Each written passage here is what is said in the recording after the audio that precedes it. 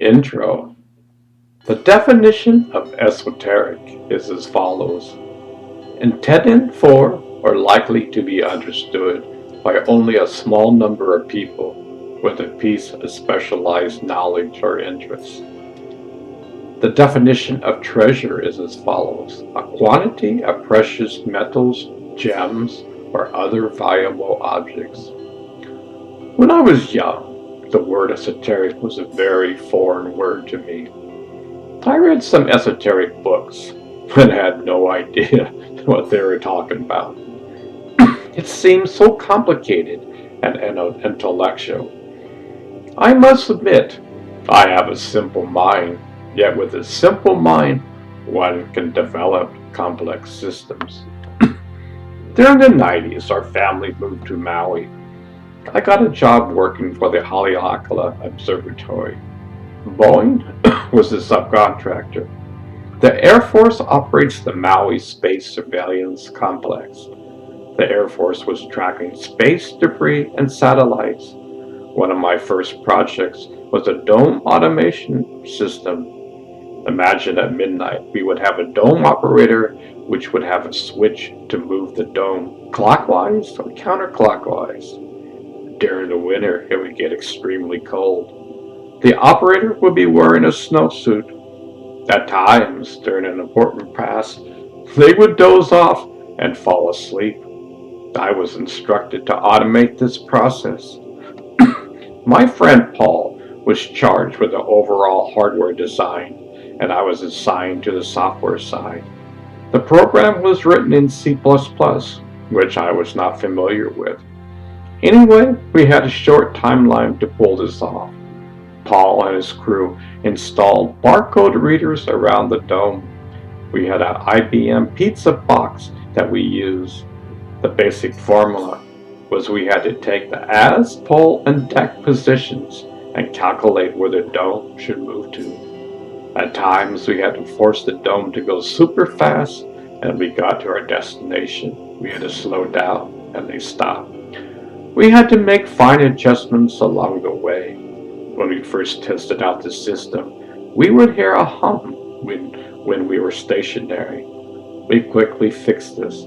The system was installed on time. The system was so successful that we had another dome that was required to have the same software and hardware installed. This book hopefully will break down esoterics that will make you easily understand the mechanics of discovering the treasures within. What is esoteric is quite simple if one explains it properly.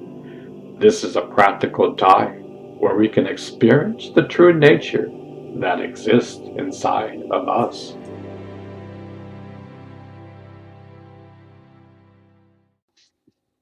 Did you know that inside of your DNA contains a treasure chest? It contains the book of life. Eternity lies there. A part of you that is universal lies there. How do you think the great masters performed their miracles? Their DNA was running at 100%. Man was built in the image of God. It's in our blueprint of life. It's inside our DNA. You can discover your inner treasure. It's been there all along. It's up to you to discover this treasure within. The esoteric breath. I find it fascinating that the greatest miracle is happening to us in each and every moment, yet we are oblivious to it. We were never taught this in our schools. That is the power behind your breath. On average, a person at rest takes about 16 breaths per minute. This means we breathe about 960 breaths an hour, 23,040 breaths a day, 8,409,600 a year. Unless we get a lot of exercises, the person who lives to 80 will take about 672 million 768,000 breaths in a lifetime. Most people take it for granted until they have taken their last breath. By then, there isn't anything you can do about it. Just think the power that is keeping you alive is the same power that is keeping the entire universe alive. In all mystical traditions, they try to be aware of the power of the breath in each and every moment. This includes the sleep and dreaming state. This human body is wired for this. The operating system, hardware, and software are in place. Yet for many people, they aren't aware of this. We are so busy texting on the freeway of life. This isn't just a modern problem. For thousands of years, we have only focused our lives externally. The power of love is keeping us alive. Unfortunately, we try to grasp for happiness and love only externally. We hold on to our happiness for dear life. This is where the problem lies. Everything external comes and goes. Nothing is constant. Everything morphs and changes. The mind is like a tuning fork. Whatever it touches, it vibrates at that frequency. A problem comes your way, and your focus is on the problem. Consequently, the more you focus on it, the more unhappy one will be. The more problems you have and concentrate on, the more chaotic your life will be. Curveballs will always be thrown your way. That's called life. Nobody gets a free ride. A wise man is in tune with the power behind the breath.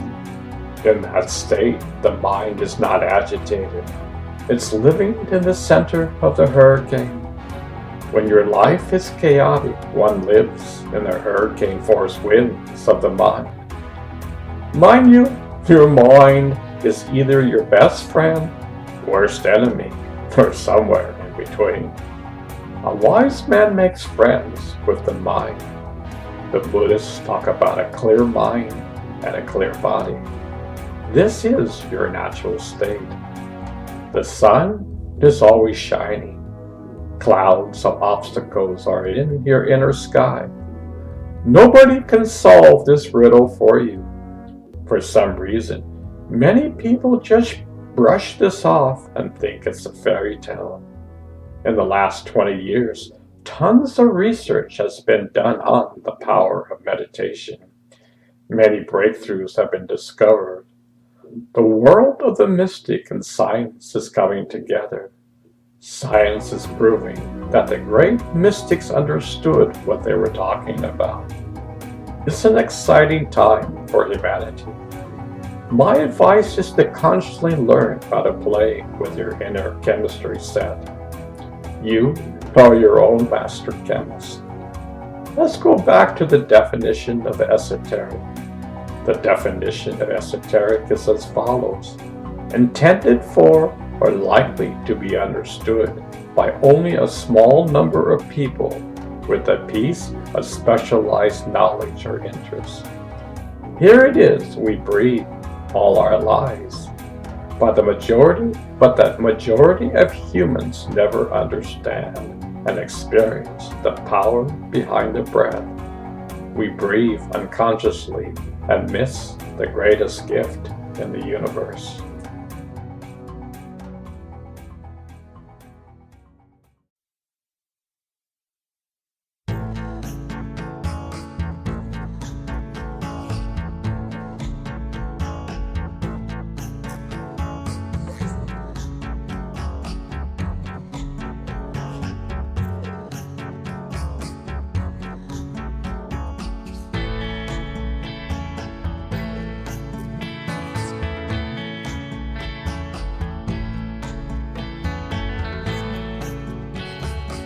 Play with your chemistry kit. We are all playing with our own chemistry kits. Unfortunately, we aren't aware of it. Many people blow themselves up without realizing it. In each and every moment, thousands of chemicals are being released throughout your human body. Mankind is spinning out of control. We are drinking our own poison. We get angry at someone or a political point of view. In the meantime, we drink our angry poison. We then wonder why illness arrives on our doorsteps. The wise man understands the repercussions of negative thoughts and emotions. Moment by moment, one plays this video game of life with awareness. One taps into the infinite ocean of love and compassion. This is our true home. My advice is learn how to change your own chemistry. Remember, you are the master chemist. Only you are playing with your chemistry kit. Ponder this over. This could make your life so much easier.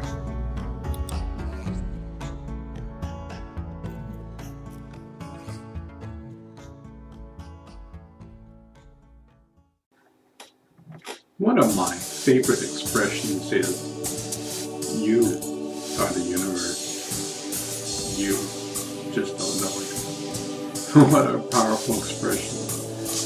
Does that excite you at all? We are so much grander than what we think. Most people would probably say, I don't believe it. I've been meditating for many moons. In fact, since day one, I love to meditate. My intuition tells me this is true. Wherever I go, this experience goes with me. In the beginning, I would meditate on God. After some point in time, God meditates on me. That same energy that is made up of the universe lies inside of me, and I'm aware of that. That energy is pure kindness. The energy is pure love and compassion. This energy is our true nature. You see, we don't die. We are eternal. Our bodies will die, and we will live forever. Meditation is the link between man and the universe. Imagine having a URL to God. If you don't have that URL, you can't go to that website. But if you enter that proper URL in your browser and hit enter, presto, you're at that site. Meditation is the URL that you enter into the browser of life. Mind you, this webpage is always changing. It's not a static site. All the knowledge of the universe lies there. But to tell you the truth, the main key is to transform yourself and become a better person. It's like taking a shower. This is not some ordinary shower. This is a shower of kindness. This is a shower of love and compassion. This is a shower of patience. Slowly, one transforms. One begins to pull the negative weeds within. Weeds such as anger, greed, war, and on and on and on. Nobody gets a free ride in life. Everybody is responsible for their actions. We must be conscious and aware every moment of our life. Life is like a video game. At each level you play the game becomes more interesting and exciting. Imagine life throws you a curveball. Someone says something to which you don't agree with. We see this all the time. Just look at people flaming each other on Facebook. Now think that in this video game of life, the picture throws a curveball your way to see how you will react. If you react and flame someone, you get a strike. If you don't react and simply smile with kindness, you hit the ball out of the park. You then go to the next level in the game of life. This person loves to play the video game and is aware of the steps he takes day in and day out. We have never been trained in this game. We have never been taught that this video game of life exists inside of ourselves. We just constantly react to situations. We are like a ship without a rudder. The goal of this video game is to become like the universe. The universe is kind. The universe is love and compassion. The universe doesn't judge us. The universe doesn't say, look at how many strikes are against them. The universe says, you have free will, so why judge? Yet this video game of life provides all the necessary levels where you know this is a divine game. Bugs Bunny once said, don't take life so seriously because you will never get out of it alive. I like that. Don't take life so seriously. Be like the sun in the sky. Just shine. Don't react to every situation. Yet when dear old Bugs said you would never get out alive, the great video masters of old have a different story. They said you could be aware of your true nature while you are alive. Big difference. Once, when I was young, I was scared to death of dying. I was told when you die that you simply vanish and never become aware again. I didn't like that story, so I spent many moons in pursuing this answer. To be frank, I still don't want to die.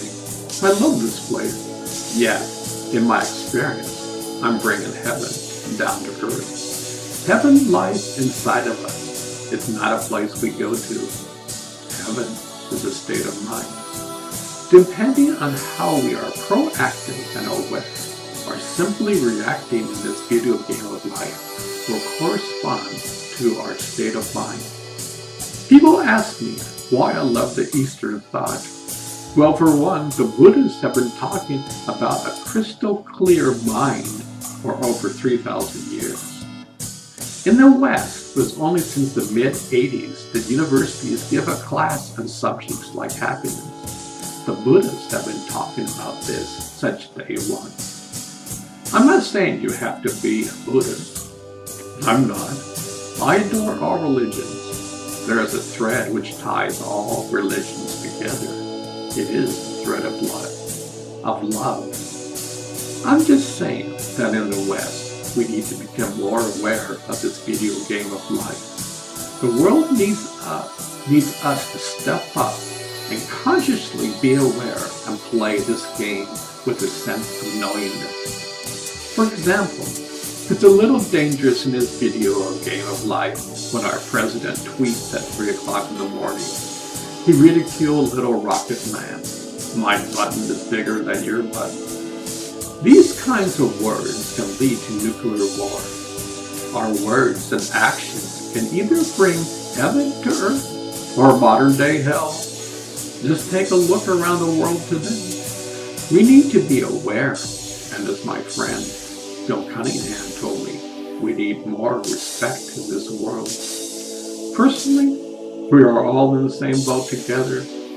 We either sink or swim. We need to be more tolerant, kind, and respectful of each other. Mankind needs to be a kind man.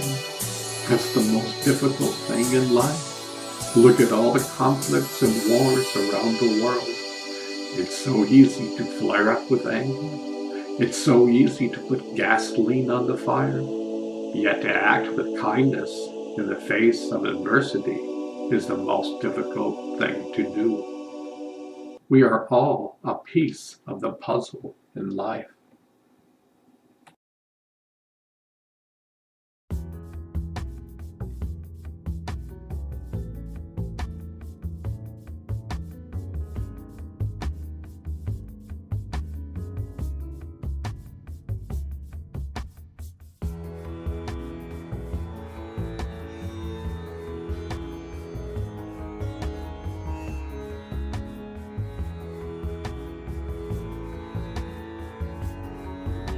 Breath by breath. The key to unity is in each and every breath. You are the universe. You just don't know it. The East says Sat Chit Anand. Truth is the consciousness of bliss. This is your true state of being. All external highs will take you up and then come crashing down on the sand of life. This is the nature of the external world.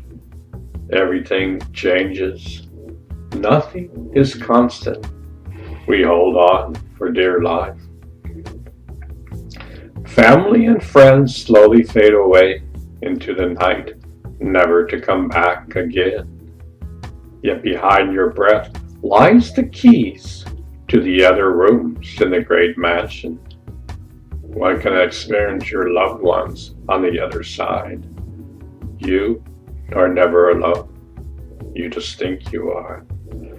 Mystics have been talking about this for time immemorial. Yes, it takes patience and practice. Tell me anything that doesn't. A great surfer spends years practicing his craft. We have the opportunity to do this in each and every breath. Nobody knows when they will take their last breath. Life is a grand mystery.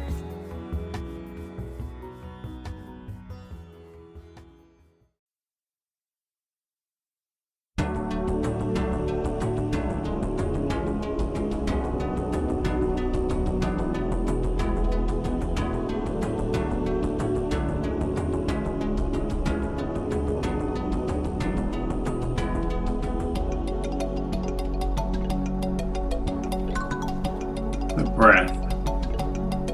It's kind of sad.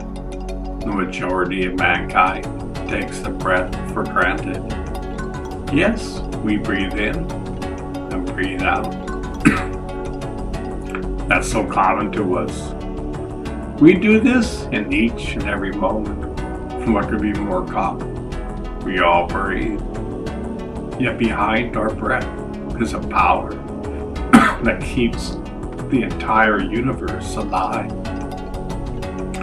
You are the universe. You just don't know.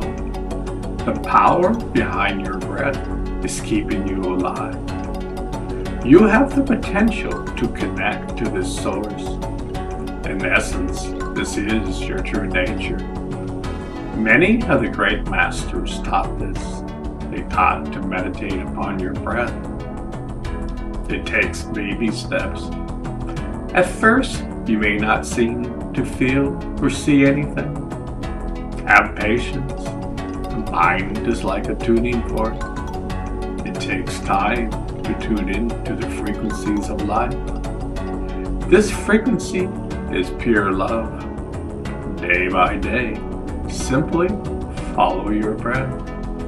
Year by year, simply follow your breath. Decade by decade, simply follow your breath. Your breath will set you free. Your breath will reveal your true nature while you are alive. I know it sounds so simple. It is. Yet we make life so complicated. The truth can be there all the time. Yet we are trained to look outside of ourselves. The jewel has always been hidden under our pillow. This is where God hides, inside of you. This is the greatest hide-and-seek game. Ponder the soul. You can solve this puzzle.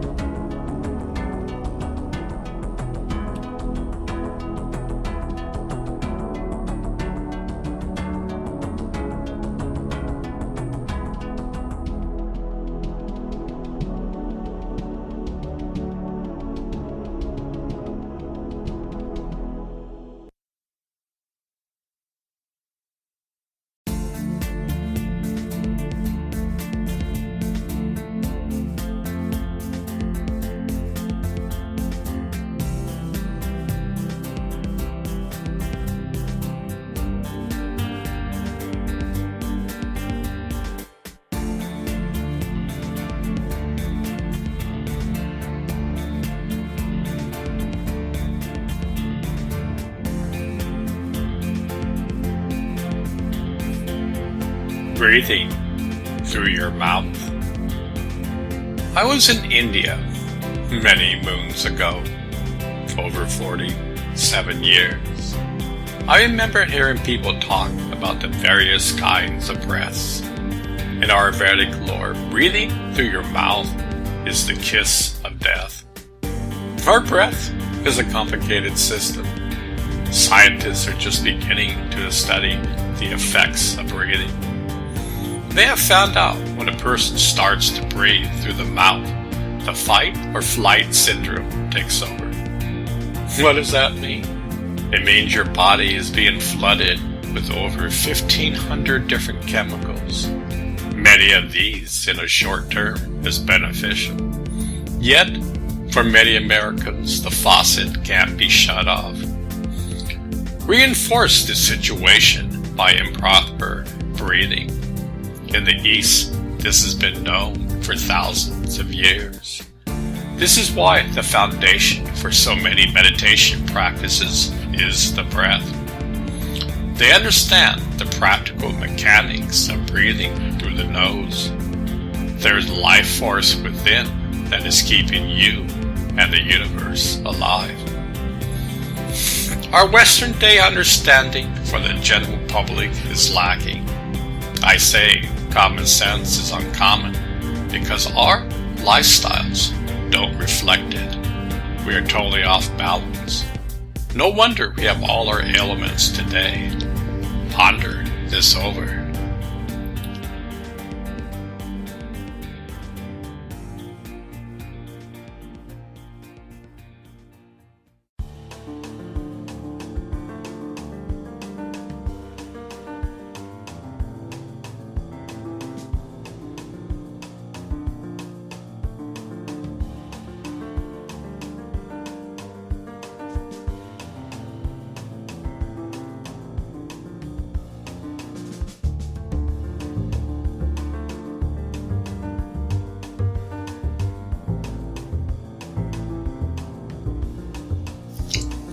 Fine-tune your radio station. You're listening to an old station. This station is reinforcing all your bad habits. There's a signal from God and the universe that is playing. Listen to KGOD. This signal is broadcasted from within. It is clear and constant. You just have to tune your mind to this signal. In each and every breath you take, fine-tune your inner radio to this signal. All the great masters have said that the kingdom of heaven lies within. This is probably the most practical thing you can do for yourself. What is keeping you alive? The more you concentrate on this signal, the more powerful and clear it will be. This is your true nature. This signal is like a magnet. It draws kindness, love, and compassion to you. It's like taking a shower of love. This love fills your entire being and slowly washes away all the negativity. This radio station is live. It has been broadcasting for eternity. When you are driving and talking on your cell phone, you aren't paying attention to life. What is so important? What is so important externally that you have forgotten your true nature? Why do you insist that the external world is the only world? For now, you might say, because that's all there is. Well, someday you will die, and it will totally disappear in an instant. This radio station will make you laugh at life. It will bring you to a place where anger and hate will not govern you. Kindness and compassion will be there. I'm not saying you won't ever get angry again. I'm saying that with conscious effort, you can use water to put out the anger in your life. Your mind is looking externally to fix your inner world. Mankind has been running in circles for thousands of years. Look at the political landscape in America today. Anger and chaos rules the land. Fine-tune your radio station. You are a piece of the puzzle. Pratyahara. Pratyahara is a combination of two Sanskrit words. Prati, the prefix against or contra, and ahara, brings near, fetch. Pratyahara is drawing one's awareness. It is the process of retracting that sensory experience from external objects. It is not a step. It is a step of self-extraction and abstraction. Pratyahara is not consciously closing one's eyes to the sensory world. It is consciously closing one's mind's process to the sensory world. Pratyahara empowers one to stop being controlled by the external world, fetch one's attention to seek self-knowledge, and experience the freedom innate in one's inner world. Pratyahara marks the transition of yoga experience from the first four limbs of Patanjali's Ashtanga scheme, that perfectly external forms, to the last three limbs that perfect the yogi's inner static moving from outside to inside, from the outer sphere of the body to the inner sphere of the spirit. I first learned about Pratyahara withdrawal of the external senses in India many moons ago. 49 years ago to be exact. I learned that we have 5 external senses and 5 external senses. Oh, seeker of truth, I have witnessed such a great wonder.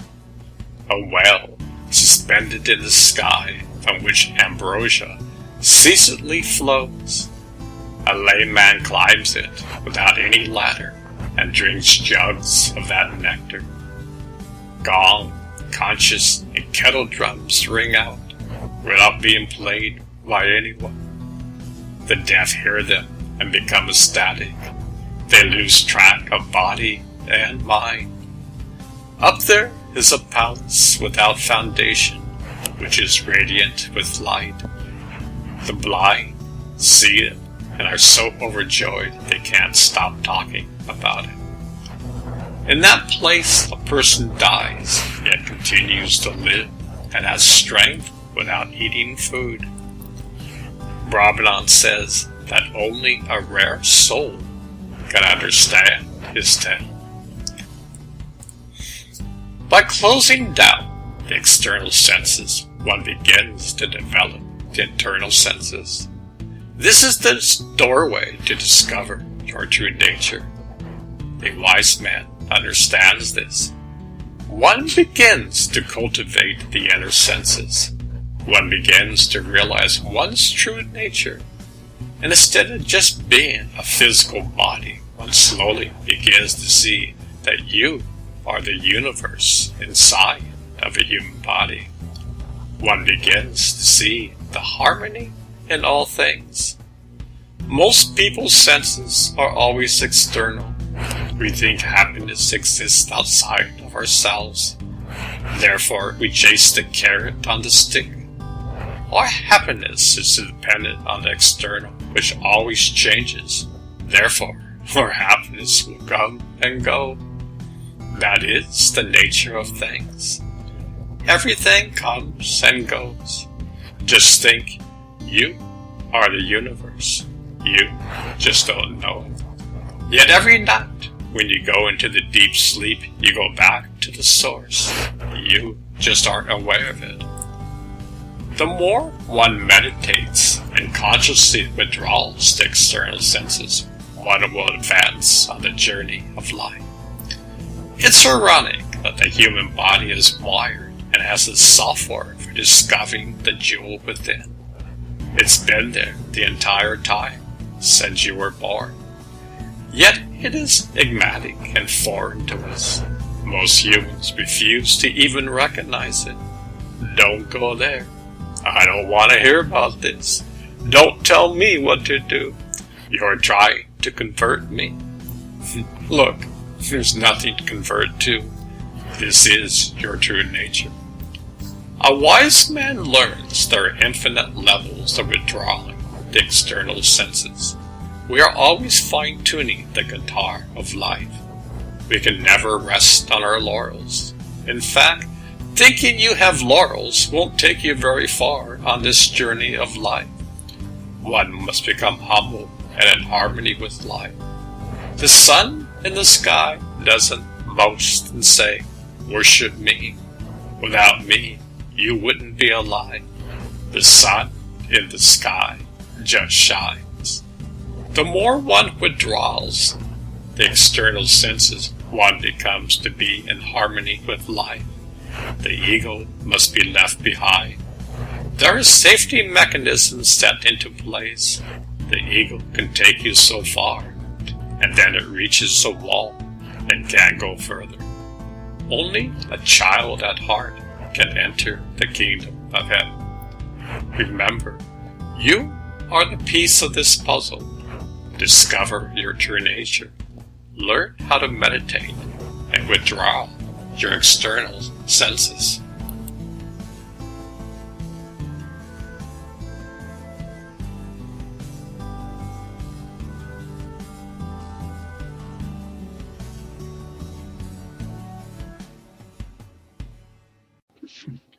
When I was young, I realized something profound. It was the following. You are your own doctor. Many people go to the doctor and expect the doctor to fix them. They don't want to take any responsibility. Hey doc, I'm sick. Fix me. Sadly, this is the reference point for healthcare today. I was recently got a job offer that helps hospitals save money on health procedures. We had a great conversation. I mentioned that for many moons I believe in preventative medicine. I said, we must make the lifestyle changes in order to be healthy. The man said it couldn't be done. People don't want to take responsibility. No wonder our health system is in shams. Thousands of people a year die from the drugs given by their doctors. What about the side effects? This drug could cause cancer, even death.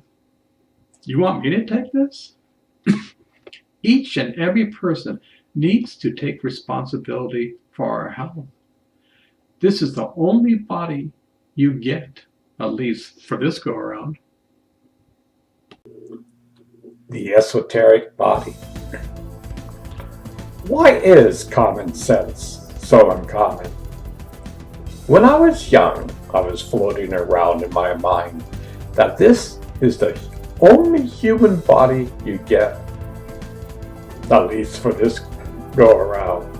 You can't trade your body in for a new one while you're alive. You have to die, and then you can change your clothes into a newborn baby. With that in mind, it made common sense to take care of this precious human body. Mind you, this wasn't a spiritual thing, but a practical thing. A person who constantly learns how to properly take care of the mind, body, and soul will live much more in harmony with the earth. One will have a healthy life. Granted, the body will eventually break down. That is taken for granted. Yet, there are basic laws of nature. If followed, one can live a healthy and optimum life. We are created to live much longer than what we are told. When the world at large lives lifestyles that go against basic natural laws, chaos ensues. Look at the world today. The medical establishment doesn't even promote a healthy lifestyle for our current situation. Here are some ideas to help future generations. Teach children at a very young age to meditate. Remember, the more you pay attention to something, the more attention it pays to you. The younger a child is, the less garbage exists inside of them. Teach them to daily weed their own gardens. Teach them to plant the seeds within and water them every day. Give them practical examples of what happens when a society doesn't do this. Note, this is where history and current events come in. Learn how to overcome our chaotic lives, which leads to malfunctions in all areas of the society. The mind is your friend, not your foe. As one trains your favorite dog, the mind must be trained. An untrained mind and one who has lost true discrimination are extremely harmful to the world at large. When truth becomes fiction, and when fiction becomes truth, our warning signs to our system is on the verge of collapsing. See this in our politics today. We should teach our youth that the hardware, software, and operating systems are installed inside of you even before you were born. We must teach them to activate the computer, otherwise it will bring society to the state we are in today. Children must learn that we are master chemists. They are responsible for creating their emotional state of being. As a child, society taught me to stuff my emotions. Society never taught us how to deal with them and to transform our subconscious minds. Over 95% of our actions come from our subconscious mind. Only around 5% is conscious. Children must learn how to reprogram their subconscious every day. These are incredible tools. There are incredible tools out there. We must teach children the relationship between the mind and body. Your state of mind dictates the state of your body. An unhealthy mind will have an unhealthy body. Children should learn about proper nutrition. They should have practical experience eating junk food and experience within the effects of them. The same goes for nutritional foods. They should have first-hand experience of how they affect the mind and body. The problem today is around 99% of our society has lost inner intuition. Only through silence can one break through. The mind and body will tell you what it needs. This leads to preventative medicine. We put full trust in our pharmaceutical drugs to heal us. We don't want to take any responsibility for our own. The pharmaceutical drug industry knows this and takes advantage of this. They really don't want to cure you. That would hurt their bottom lines to making profits.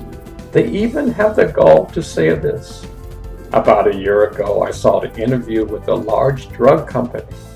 The CEO said, "We are not in the business of curing people.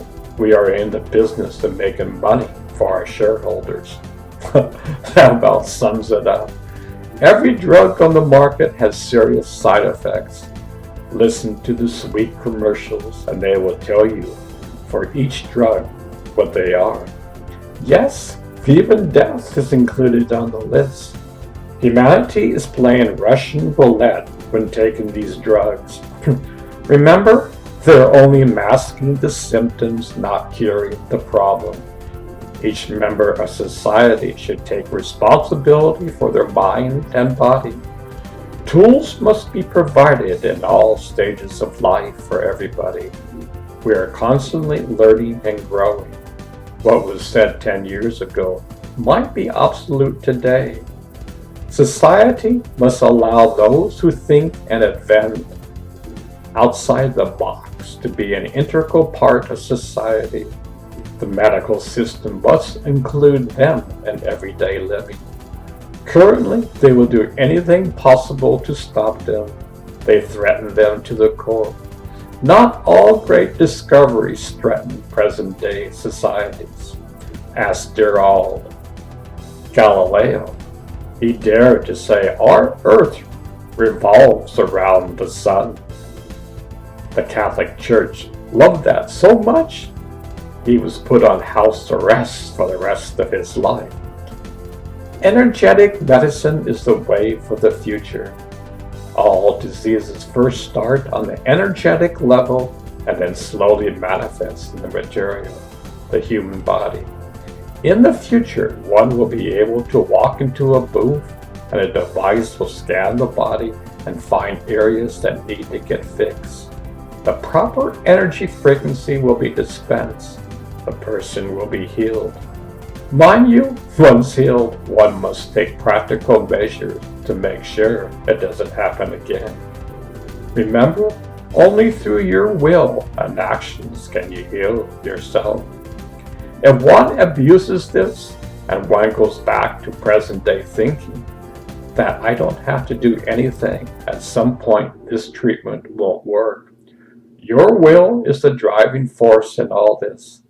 That's why God gave you free will. You can use it in any way you like. Mind you, the will that is not in alignment with the universe will soon backfire. You can't break natural laws and think you can get away with these.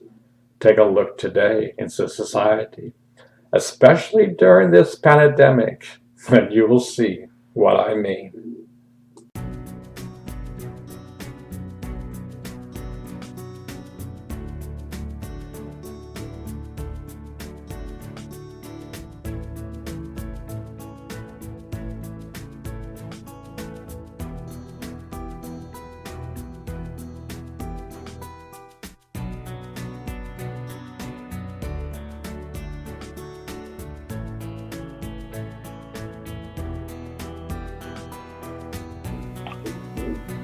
Holy moly, chakras! I've been on this rabbit hole for 50 years. I first heard about chakras while I was in India. To be honest, I had no idea what they were talking about. It was way beyond my league. Since then, my understanding and experience have been leaps and bounds. In my eyes, chakras are from the quantum field. They are energy centers that sustain the human body. The endocrine system is deeply tied to the chakras. Our state of mind and body is directly related by the chakras. As above, so below is the mantra. Disease will first manifest in the chakras and then into the human body. We are heading towards energetic medicine, where we will use quantum energy to heal our mind, body, and soul. Because we focus externally, our entire system is running on survival mode. This means we are running on empty. We are like leaves blowing in the wind. The great wise men of the past were in complete harmony with the universe. One who is in harmony with the universe, all the engines are online. There is only one universal mind, yet we think ours is separate. This separation causes much pain and suffering. The art and science of using this precious system has been around for thousands of years. In the West, people laugh and chuckle and think it's a new age thing. Look at the current movies today. They make a person an idiot for thinking such a thing. We have everything put in place when we were born. Our social conditioning has closed the inner garage and dust has settled everywhere. Yet every night when you go to sleep, one goes back home. The problem is, one is not aware of it. Signposts are all around us. We just don't see them. We see only 1% of the light spectrum. Unfortunately, we think we have clear vision. Only you can solve this riddle.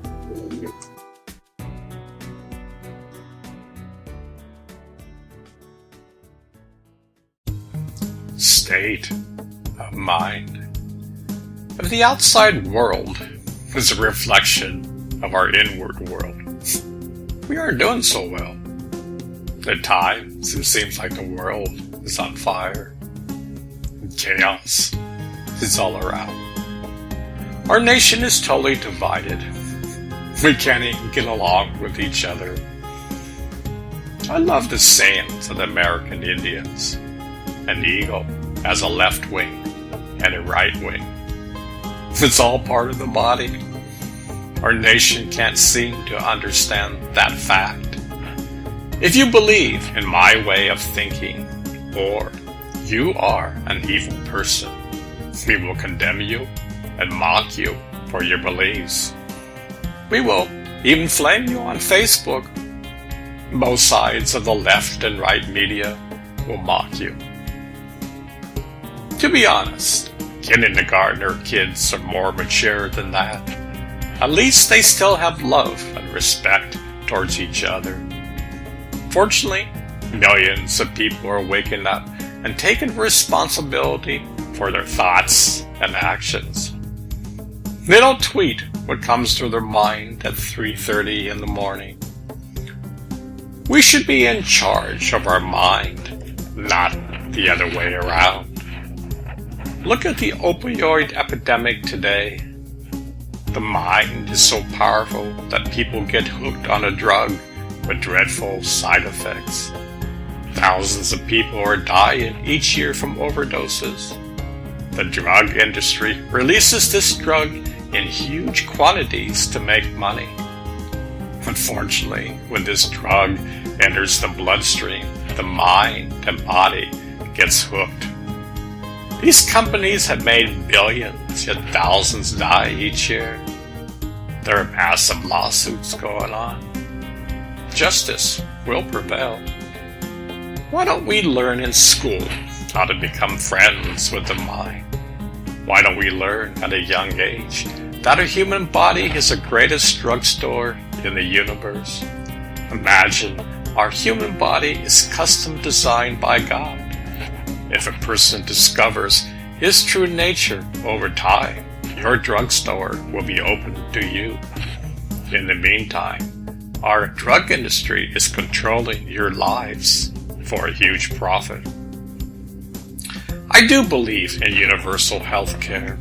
I don't believe that drug company should jack up their prices over 1,000% for users of insulin. At times, I think we should have never got rid of the homeopathic industry in America. Homeopathic medicine was a cornerstone medicine for Americans before the 1900s. In Europe, it's still the foundation today. The principle of homeopathic medicine is similar to vaccines today without the tremendous side effects. Imagine taking a solution and diluting it over 1,000,000 times. Many people would say that in essence, this is crazy. Yet, in reality, this is the closest thing to the quantum field. This medicine is going from physical to a higher vibrational state. Currently, a new state of energy systems of medicines are being developed. The concept of matter, healing matter from a chemical, is obsolete. Many scientists today see that the human body has the perfect drugstore within for healing the mind and body. Many new discoveries are being manifested today. Remember, it takes us several decades for things to be accepted by our society. We are at an incredible time in human history. I have great hope from humanity. The tools are coming to the surface. Millions of people are waking up and taking responsibility for their mind, thoughts, and actions. The only way to change your mind for the better is only through you. Ponder this over. What are you doing about your state of mind?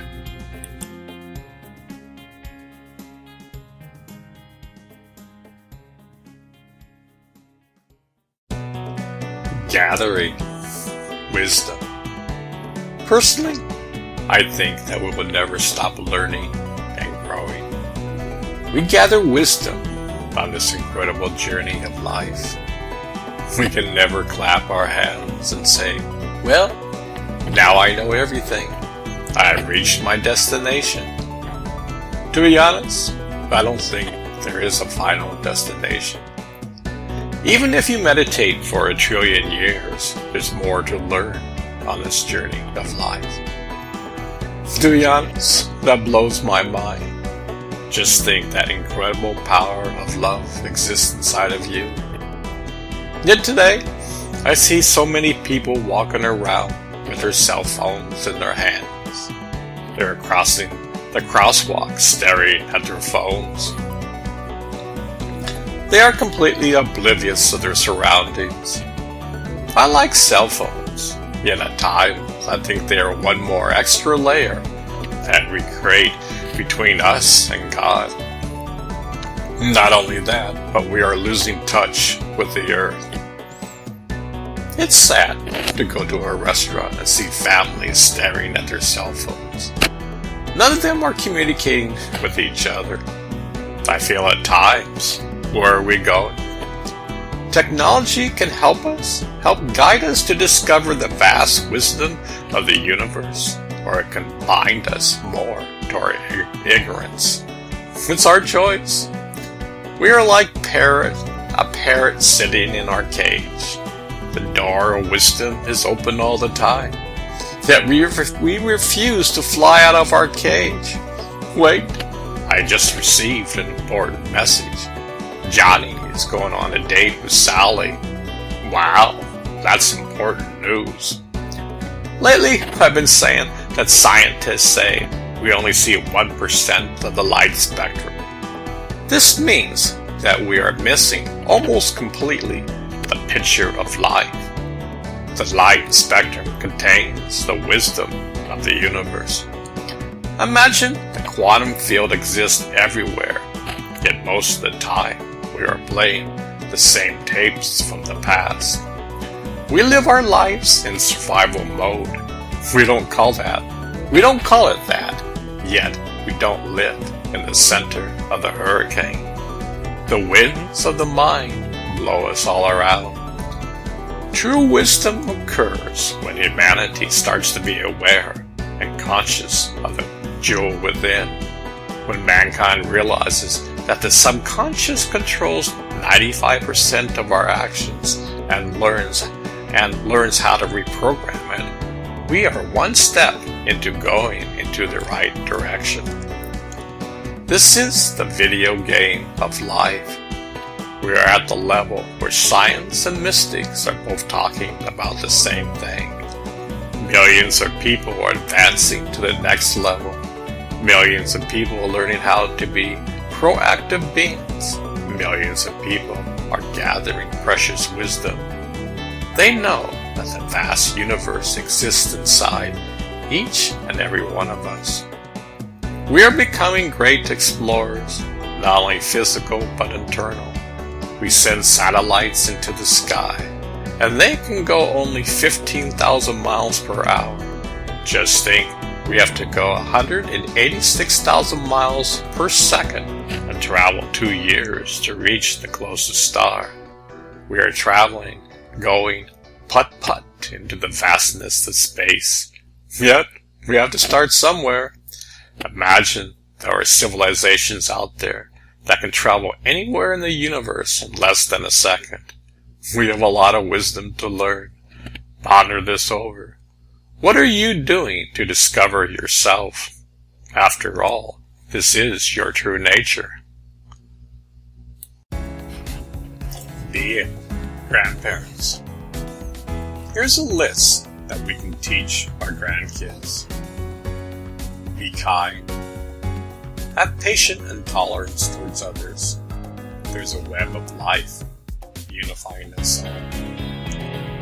Learn how to meditate on your breath. The entire universe lies inside of you. You are never alone. When I die, I just move into the room next door in the mansion of life. Cry a little when I die, but laugh a lot. Never stop gathering wisdom. Life is learned from 2 steps forwards, 1 step backwards. Learn from your mistakes. Learn to live in the center of the hurricane. It's so easy to live in a hurricane of the mind. Life is an incredible adventure. Learn to love nature. Respect all sentient beings. Love your fellow man. Smile to all, even your bullies, they are in pain. Don't put gasoline on the fire. You will drink your own poison. Laugh at diversity. Monitor your thoughts and actions. If it is kind, speak it. If it is negative, don't put gasoline on the fire. Exercise daily. Take care of your mind, body, and soul. Cultivate your inner garden. Remove the boulders, rocks, and weeds. Learn how to meditate. This is the water that allows the seeds to grow. Learn the arts. You have your own self-expression. You are majestic. You are the universe. Cultivate compassion. Truly listen to others. While they are speaking, truly listen. There are 2 sides of the story. Don't be stubborn. Don't mock your fellow man. Get plenty of sleep. If you don't, your mind and body will get angry. Learn how to be in harmony with your mind and body. Listen to your body. It will tell you what it needs. If I'm feeling like I'm coming down with a cold, my body tells me to go to bed an hour early. You are never alone. Your ancestors are always with you. You have free will. Use it wisely. God lies inside of you waiting to be discovered. Before you were born, you came from God. When you die, you will go back to God. Discover that connection while you are alive. It will make life a lot easier. Respect all religions. They all go back to God. Try to see God before everything you see, because God is everywhere. Pray to God. God will listen. Meditate upon God. God will speak. Take care of this planet. Remember, humans are stewards of all creatures. War is obsolete. Need I say more? As Bugs Bunny once said, don't take life so seriously, you will never get out of it alive. That's all, folks.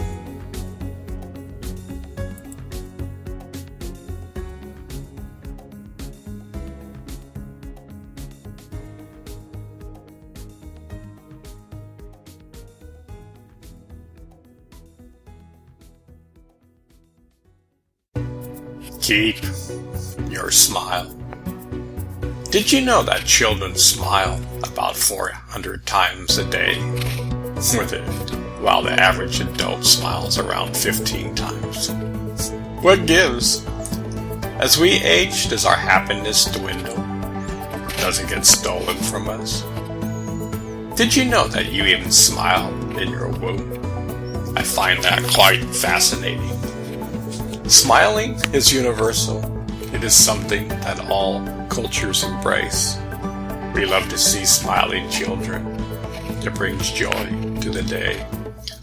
Smiling is incredible for the human body. We are wired to smile.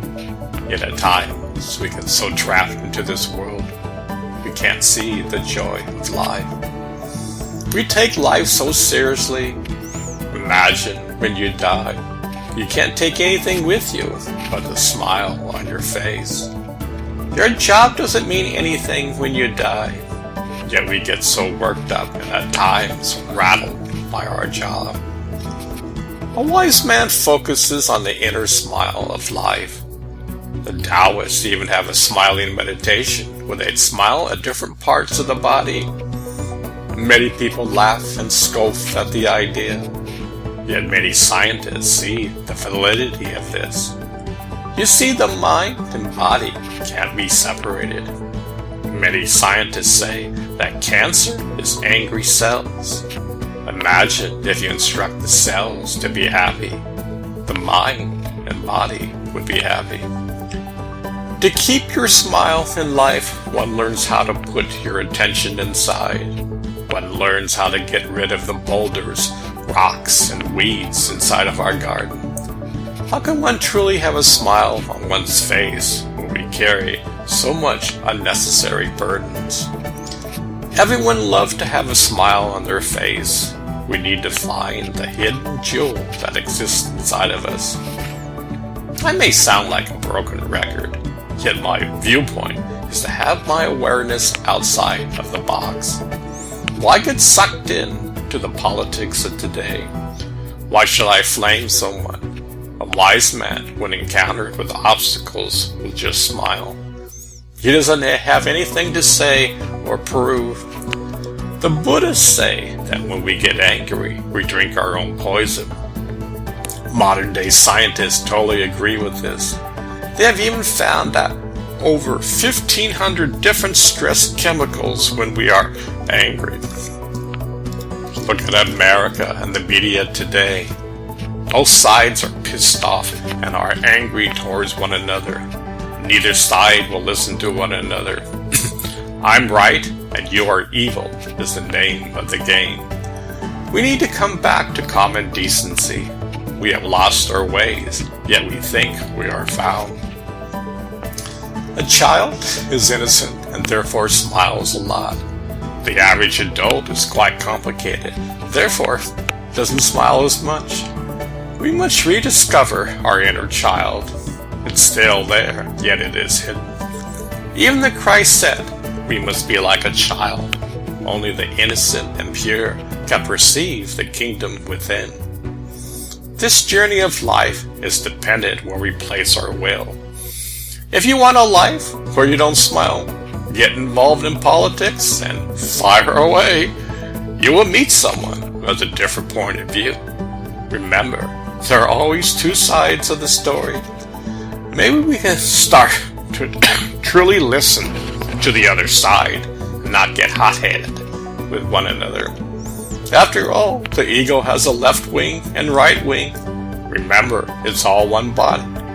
We do the separation in life. The media loves to create diversity and separation. Ponder this over. Learn how to bring your inner smile back into your life.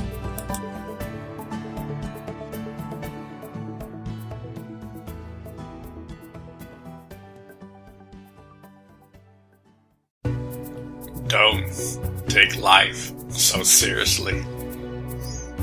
As Bugs Bunny once said, don't take life so seriously. You would never get out of it alive. I heard that quote over 40 years ago. It still rings like a bell inside of me. Our society gets so serious. With that complete seriousness, we have a tendency to take on the world. We look at the media and they show all the negativity in the world today. Lately, many new channels display a great heartwarming segment at the end of the program. If you are too serious, you miss out on life. You might have a tendency to lose your childhood innocence and playfulness in life. Look, I'm not saying don't be serious. I'm saying it should be in balance. Balance is the key here. You don't want to be a fanatic. The goal is to have your feet on the ground and your head in heaven. I'm serious in my life, yet I can laugh and joke about it. Every one of us is on our own particular journey. We're individual pieces of the puzzle called life. We all have wisdom and experience to share. No man is an island. We are on the same boat called life.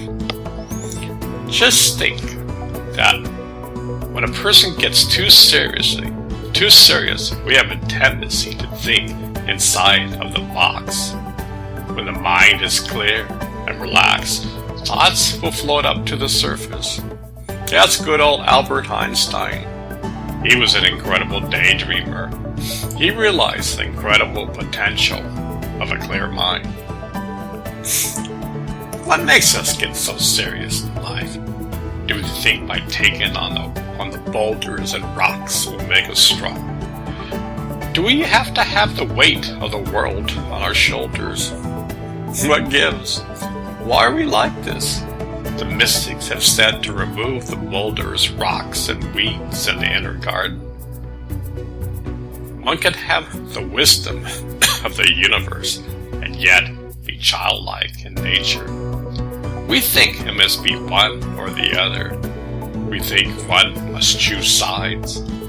The great Taoists of the past talked about being in harmony with the universe and having a childlike nature. You see, only a child can be in harmony with nature. They are born coming directly from the source of all. As we get older, it slowly fades away until we no longer know that it existed inside of us. This is our true nature. You can rediscover your childlike nature. Even at any age, it's not too late. Your mind, body, and soul will thank you for this.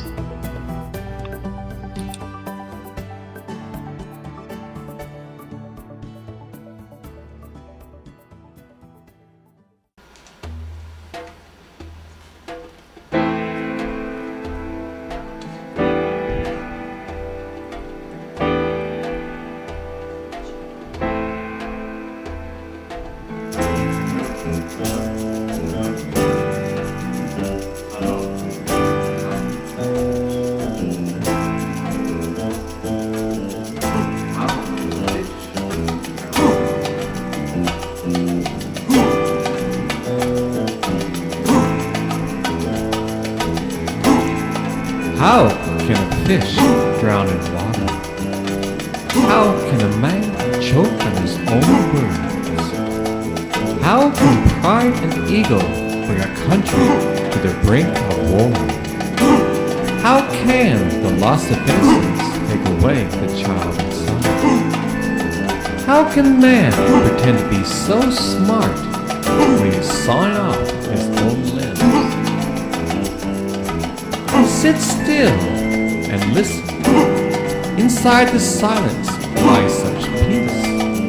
A wave of bliss is about to release. The secret of creation lies between your eyes.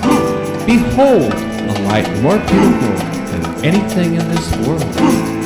This light is pure love, ready to take you on a ride. Surfers ride the waves of the ocean, while a wise man rides the waves of love. Imagine riding the waves of love. Behind your breath lies the answer. Divine music will accompany you. The mind becomes drunk on this bliss. Yet this intoxication is medicine to the soul. For eons of time, man has explored. Buddha, the Christ, and many more have told their story. Behold, the kingdom of God lies within. It doesn't matter if you're a saint or a sinner. We all have the same opportunity to go back home. All it takes is one small step after another. Sit still and listen. The answer to this riddle is found on this easy step. The modern-day man looks for God on the moon and beyond. He studies the molecular structure of nature. Through his telescope, he looks for him in all the reaches of the universe. He sends out satellites to search for the unknown. Yet, he doesn't find the answer he's looking for. The wise man looks within his heart.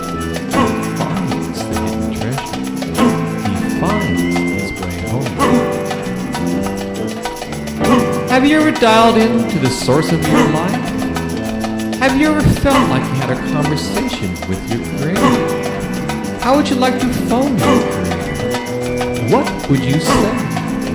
From time immemorial, we've been wired for a direct connection to God. You don't even need an operator. God lives inside your heart. You are the temple of God. No temple on this planet is as magnificent as you are. The Creator hides inside of you. The phone has been ringing since your birth. Pick up the phone. There are no blank calls.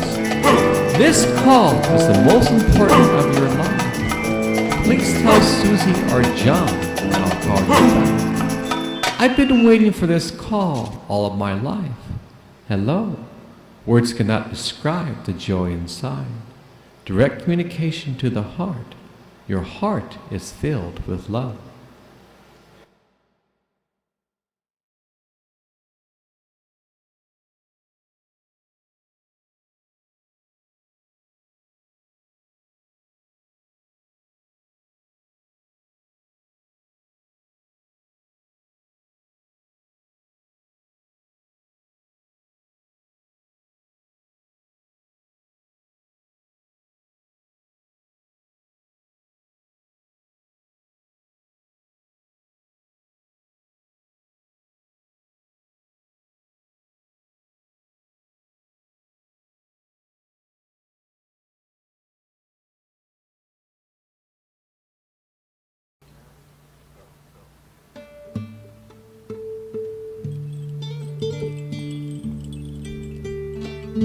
I once had a grand teacher who said, meditation is perfect concentration upon a perfect point.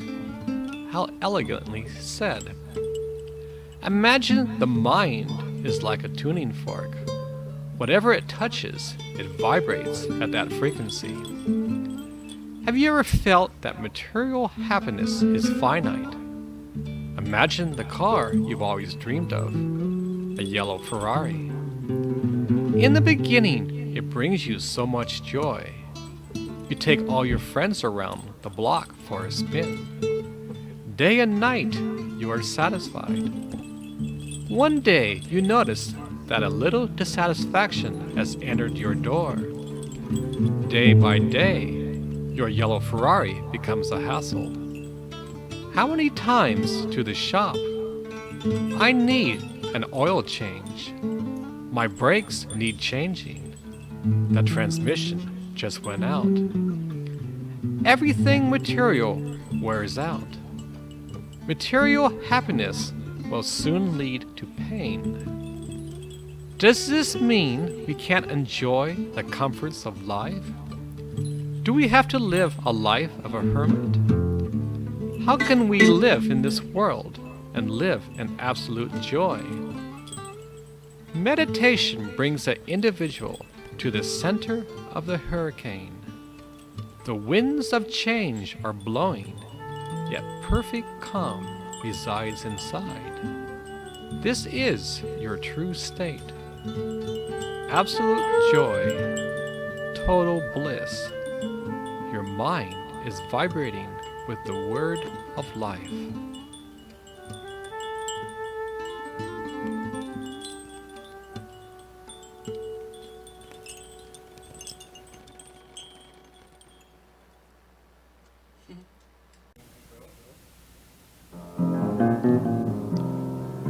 When I was young, I heard the story about 3 blind men touching an elephant. Each man touched a different part of the elephant. One touched the elephant's ear, another touched his feet, while the last touched the tusk. They began to discuss their experience and a huge fight began. I'm right and you're wrong. I know all the answers. You're a fool to believe in that. What a child you are. Yet they all had their own individual experience. It was a piece of the puzzle. Not the puzzle itself, but a piece. Are we like the blind man touching the elephant? My religion is better than your religion. I'm going to heaven. why you're going to hell. I'm going to declare war on you. I'm going to convert you. Religion has a piece of the puzzle. It is not the puzzle itself. Each religion is different and unique. The essence is the same. Which part of the elephant did you touch? Maybe it's about time to be open to something new. Your enemy is talking about the same thing you are. He just has a different piece, a different point of view. In the end, the essence is the same.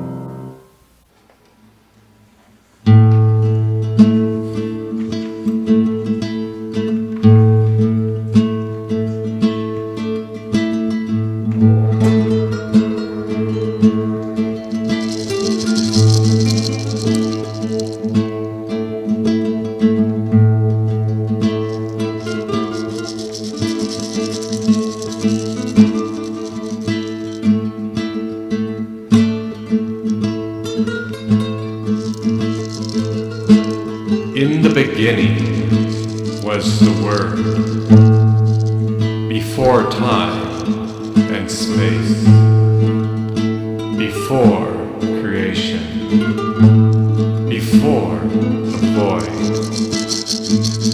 primordial energy, a primordial Word. This Word cannot be spoken. This Word is, was, and will always be. This Word was God, and this Word is God. All scriptures talk about the Word, yet it is beyond the scriptures. All religions talk about the Word, yet it is beyond religion. Science talk about the Word, but it is beyond science. This Word exists inside of you.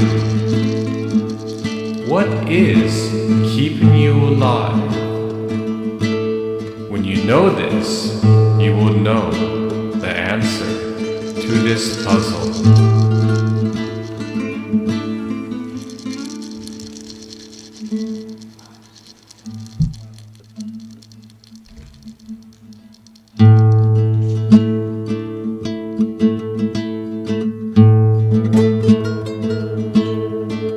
Have you ever wondered about the common denominator of all religions? Is there a thread which ties them together? They all believe in some force that is universal, beyond time and space, is, was, and will always be. Some people call it God, generator, operator, and destroyers. The Hindus might say Rama, Vishnu, and Shiva. For the Buddhists, it's Nirvana. For the modern scientist, it's energy. Energy cannot be created nor destroyed. Positive, negative, and neutral energy. Is there a common theme? All religions talk about light. If thy eye be single, thy whole body shall be full of light. In the Gita, Krishna reveals a light more brilliant than a billion suns. Is that metaphorically speaking? What happens when we split open an atom? The Buddhist has scriptures that talk about a great light upon death. Every religion known to man talks about a light. Every religion talks about the Word of God. In the beginning was the Word. The Word was with God, and the Word was God. The Latin translation of word was logos. Logos means power. In the beginning was an infinite power. This power was with God, and this power was God. Maybe they were talking about the same thing. Is science and religion both talking about the same thing? This word, according to religions, cannot be spoken. According to the Tao beliefs, the Tao that can be told is not the eternal Tao. The name that can be named is not the eternal name. The nameless is the beginning of heaven and earth. Is there a primordial word or energy that is, was, or will always be? Could this word exist everywhere, beyond time, beyond space, universe, one, verso, word, one word? Could there be a universal frequency that exists everywhere? Before creation, before the war, before anything we can dream of, is there a way to connect ourselves to that experience? What would happen? The Hindus have a saying, Sat Chit Anand. Truth is the consciousness of bliss. When the mind is absorbed in truth, the consciousness is in bliss. Truth is, was, and will always be. If the Word of God can't be spoken and is, was, and always, aren't they talking about the same experience? Christ said, the kingdom of heaven lies within. Buddha talks about the inner kingdom. The Jews talk about the inner kingdom. The Hindus talk about an inner kingdom. The Taoists talk about an inner kingdom. How does one connect to this kingdom? Is the human body wired for this experience? If we are created in the image of our Father, I think He would wire us properly. Human beings, huge, divine, man beings. Maybe all religions were talking about the same experience. Since the advent of the nuclear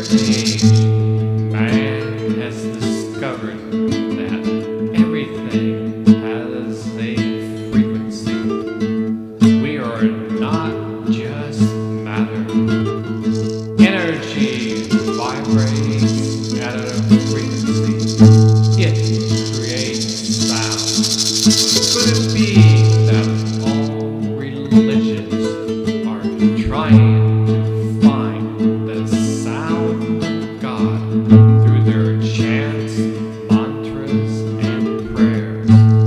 Could these sounds act like a tuning fork which can transform man? What would happen to man if he could vibrate at an infinite frequency? The Buddhists call this nirvana, or being enlightened. The Hindus call this samadhi, or liberation. The Christians call this salvation. All religions talk about this as music, music of the spheres, inner music. Does this music exist inside? So far, we have an infinite energy which exists everywhere. This energy is both light and sound. Science knows that both energy and mass are the same thing. Is there a pure mass which is contained in the whole universe? Is there something that contains inside of you and me? All religions talk about this in abstract ways. Christ talked about manna, the honey of life. The Hindus talked about nectar. Kabir, a famous poet, talks about how one drop of this nectar can make a man totally intoxicated. All wisdom and knowledge exists inside of this nectar.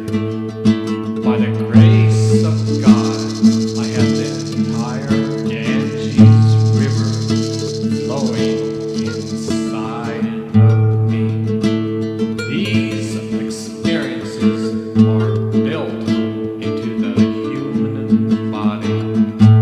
We just need to flip the switch. God is one.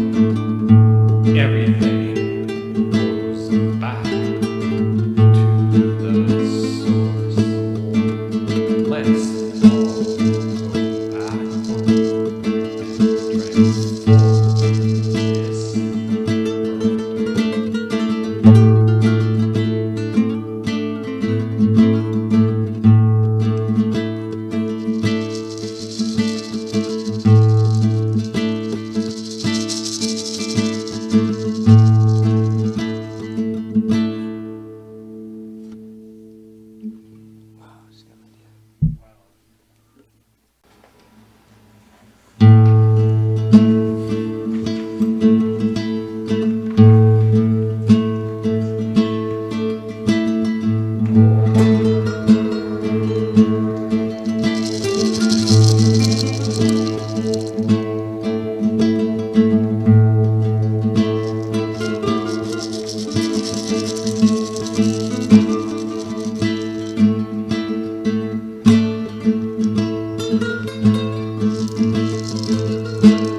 In the beginning was the Word, before time and space, before creation, before the void,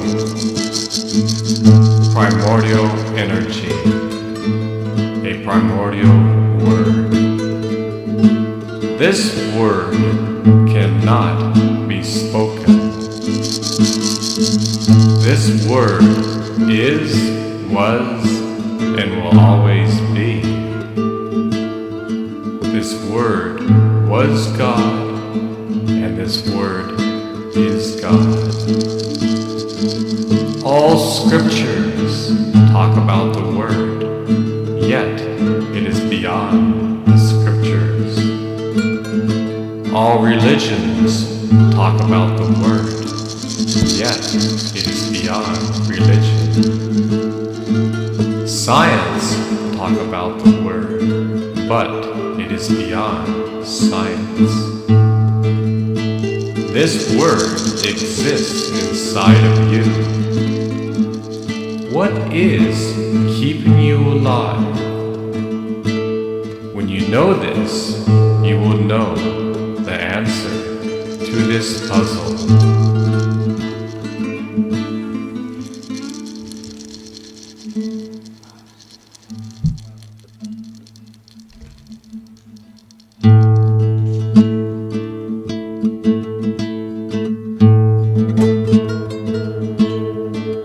Have you ever wondered about the common denominator of all religions? Is there a thread which ties them together? They all believe in some force that is universal, beyond time and space, is, was, and will always be. Some people call it God, generator, operator, and destroyers. The Hindus might say Rama, Vishnu, and Shiva. For the Buddhists, it's Nirvana. For the modern scientist, it's energy. Energy cannot be created nor destroyed. Positive, negative, and neutral energy. Is there a common theme? All religions talk about light. If thine eye be single, thy whole body shall be full of light. In the Gita, Krishna reveals a light more brilliant than a billion suns. Is that metaphorically speaking? What happens when we split open an atom? The Buddhist has scriptures that talk about a great light upon death. Every religion known to man talks about a light. Every religion talks about the Word of God. In the beginning was the Word. The Word was with God, and the Word was God. The Latin translation of word was logos. Logos means power.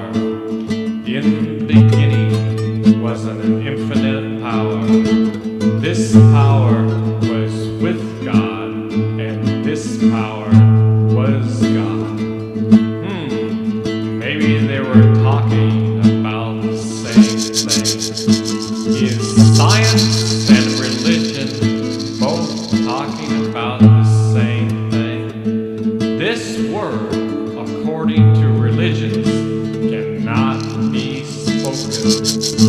According to the Tao beliefs, the Tao that can be told is not the eternal Tao. The name that can be named is not the eternal name. The nameless is the beginning of heaven and earth. Is there a primordial word or energy that is, was, or will always be? Could this word exist everywhere, beyond time, beyond space, universe, uni, one, verso, word. One word. Could there be a universal frequency that exists everywhere? Before creation, before the war, before anything we can dream of, is there a way to connect ourselves to that experience? What would happen? The Hindus have a saying, Sat Chit Anand. Truth is the consciousness of bliss. When the mind is absorbed in truth, the consciousness is in bliss.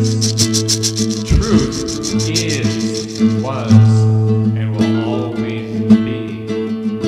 If the Word of God can't be spoken and is, was, and always, aren't they talking about the same experience?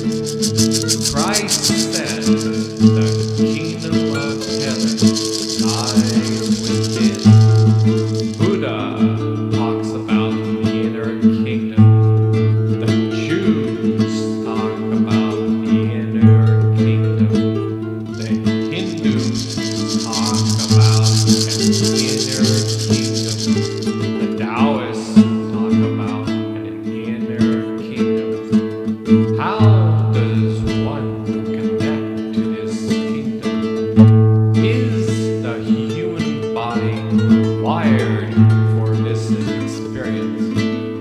If we are created in the image of our Father, I think He would wire us properly. Human beings, human, divine, man, beings. Maybe all religions were talking about the same experience. Since the advent of the nuclear age, man has discovered that everything has a frequency. We are not just matter. Energy vibrates at a frequency. It creates sound. Could it be that all religions are trying to find the sound of God through their chants, mantras, and prayers? Could these sounds act like a tuning fork which can transform man? What would happen to man if he could vibrate at an infinite frequency? The Buddhists call this nirvana, or being enlightened. The Hindus call this samadhi, or liberation. The Christians call this salvation. All religions talk about this as music, music of the spheres, inner music. Does this music exist inside? So far, we have an infinite energy which exists everywhere.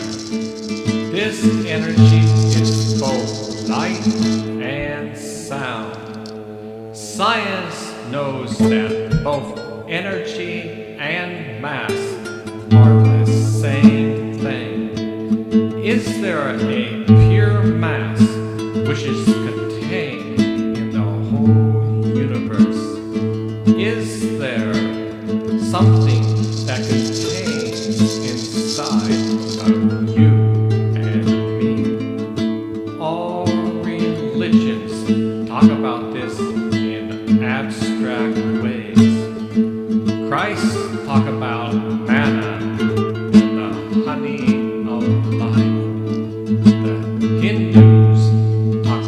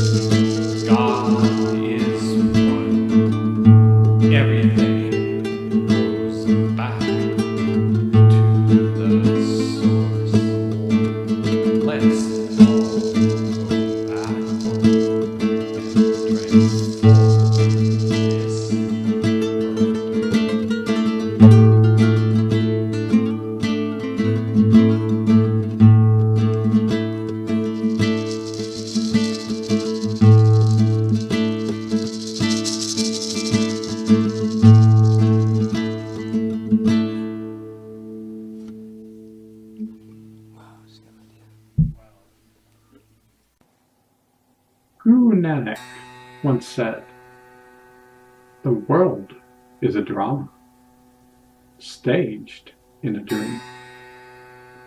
Mystics throughout the ages have pondered this over. We are living in drama, staged in a dream. Is our dream real? What is considered a dream? We come and go from this world. Is this a dream, or where we come from a dream? We live out our lives in so much drama. We react to the beatings of life.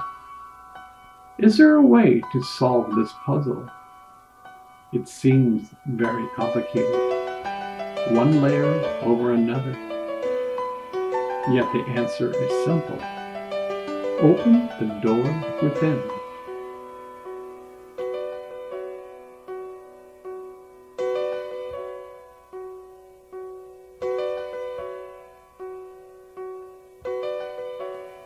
Is this from a mystic or a scientist?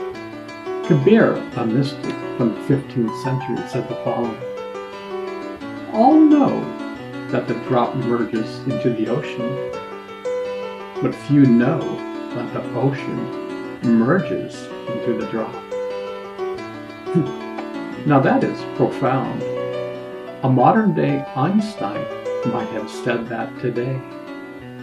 The entire universe exists inside of us. We are a part of the universe. Is this a paradox? We are beyond time and space. There are billions of universes.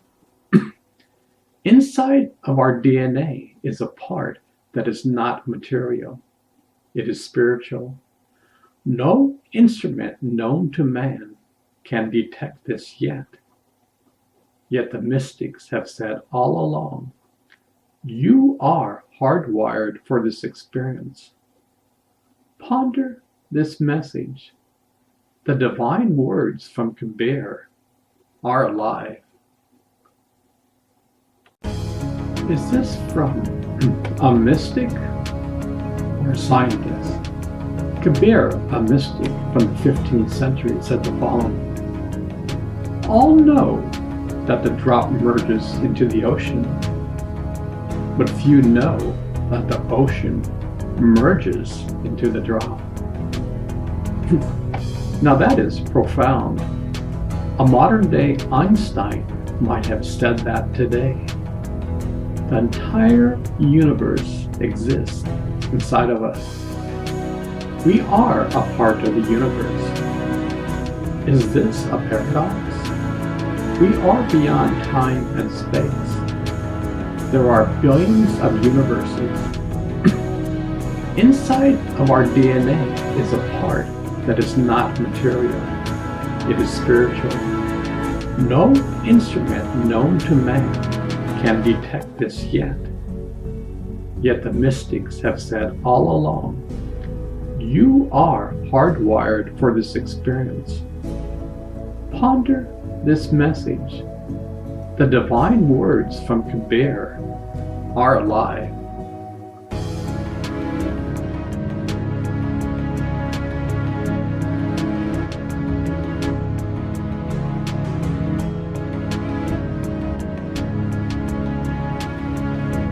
Curious means eager to know or learn something. I've been curious all my life. My mom and dad taught me the adventures that ethnic food at such a young age. It still continues today. That curious nature never goes away. In fact, it actually increases the more you get older. I remember that you can't rest on your laurels. In the 90s, I built a dome automation for the observatory on Maui. I didn't know C++ yet. I was extremely curious and knew I could pull this off. When I finished it, I thought they might give me a few days off. Nope, it was on a Friday. I was back to work on a Monday. It was a huge accomplishment. My curiosity was one thing that got me to learn how to meditate. I read books on the mystics and wanted to know what they were talking about. It seemed like a foreign language, so I persevered and was curious about this adventure. It was love at first sight. I had a knack for this. Yes, nobody gets a free ride, but I had a knack for this meditation. It came easy to me. I think we need to approach life like a curious child. Never lose that. If you do, plant the seed in your heart and water it daily. Your curiosity will grow.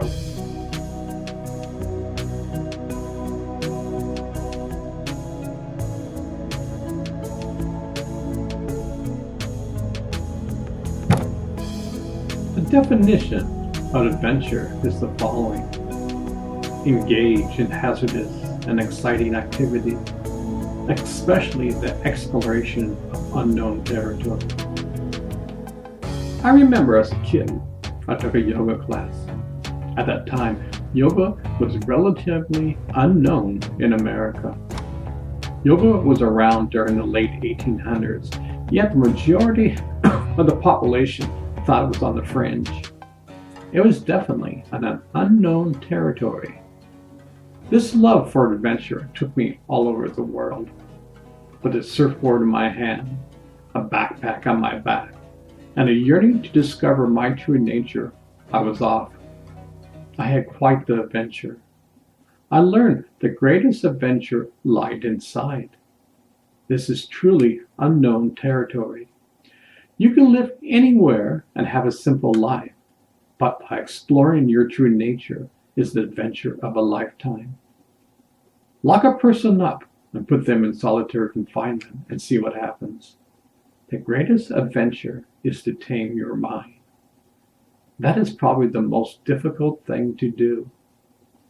Mystics have been talking about this for thousands of years. Today, yoga is mainstream. Millions of people practice it. Maybe something is going on.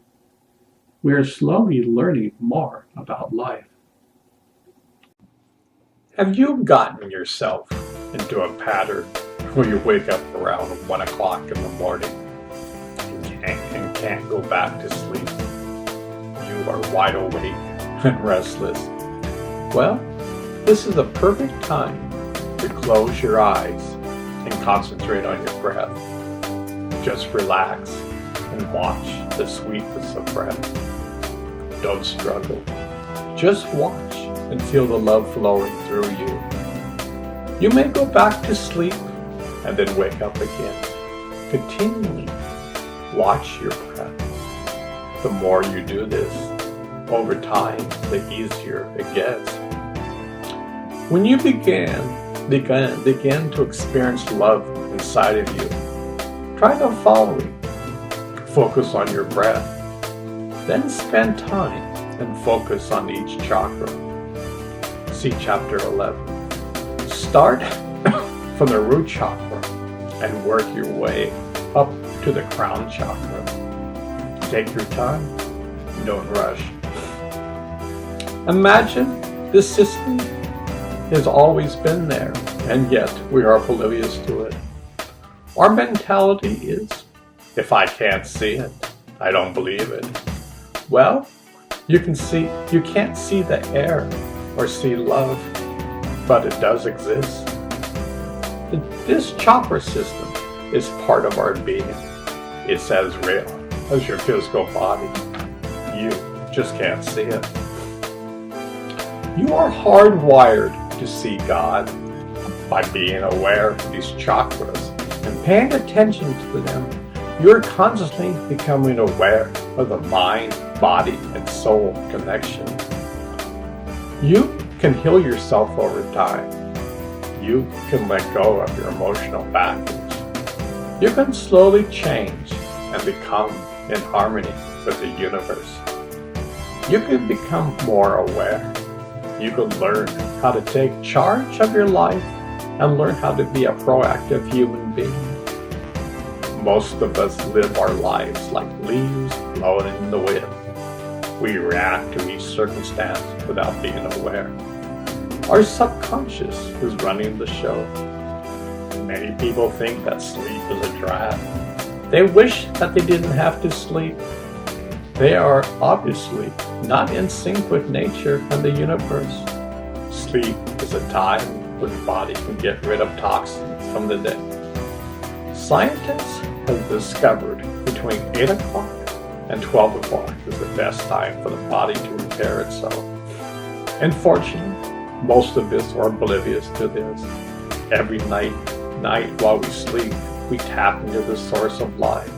This is how we recharge ourselves. It's like we have a battery inside that needs to be recharged every night, much like our cell phones need to be recharged. When we wake up from our dreams and can't fall asleep, try this. If you don't want to do this, then spend some time forgiving all those people who have wronged you. Forgive yourself. While you're doing this, try to feel what part of the body is this energy stored in. You see, your negative thoughts and emotions are stored in your human body. We are all carrying boulders inside, and we all feel the weight in ourselves. Forgiveness is the key to drop our emotional baggage. By concentration on your chakras, over time you release emotional baggage from the specific chakra you're focusing on. This path is meant to be fun and full of adventures. As Bugs Bunny once said, don't take life so seriously, because you'll never get out of it alive. These all are tools that you can use on a daily basis. There are hundreds of tools that you can use to change for the better. Most people don't like to change. We have been taught since birth that change is not good. We have been taught to fear change. We don't want to upset the apple cart. Even when we live our lives in misery, we don't want to change for the better. Our world has made us to be complacent and feel numb. Take a look at our media. It only projects the negative, not the positive. That is slowly beginning to change. Most broadcast news channels now present a small positive segment at the end of the newscast. Some have it every day, while others might have it on a Friday. If you just spend a little time each day and use these tools, your life will change for the better. You are the company what you keep. If you just blow this off and say, I don't need to change, I'm fine with myself, that's your free will and free choice. Nobody is going to judge you. All I'm saying is that you are hardwired to discover your true nature. You are the universe. You just don't know it.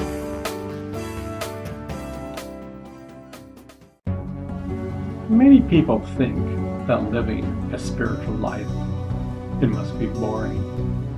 You just sit around and meditate. What a boring thing to do. Yet, a spiritual life is exquisite. I've been all around the world. I've surfed waves as high as a 2-story building. I hitchhiked from France to India with my surfboard. I hitchhiked from Kenya to South Africa. Been to South America and the Galapagos Islands. You see, a spiritual life is practical. It is a life that truly is meant to bring you secrets of the universe while you are alive. Before you came to Earth, you are the universe. When you die, you become the universe. Wouldn't you like to know that you aren't alone when you are alive? Wouldn't you like to know that there is a family out there? The kingdom inside is your true home. It will transform your character. It will over time make you kind, patient, and full of tolerance, love, and compassion. This is your true nature. You will transform from darkness into light It takes work, but what rewards come your way? You can be in the center of the hurricane. The whirlwind of the mind may be there. Calmness resides inside. Over time, a spiritual person loves each and every moment. You love going to work. You put your heart and soul into your actions. Nobody knows your beliefs. You just blend in. You have nothing to prove. You are stable in your emotions. A person learns to stop, look, and listen instead of reacting automatically. The universe slowly begins to train you in its ways. The universe is kind. The universe is love. The universe is patient. The universe is compassion. The universe is alive. A human being has the opportunity to become these traits. All the great masters have said, the kingdom of heaven lies within you. Remember, you are eternal.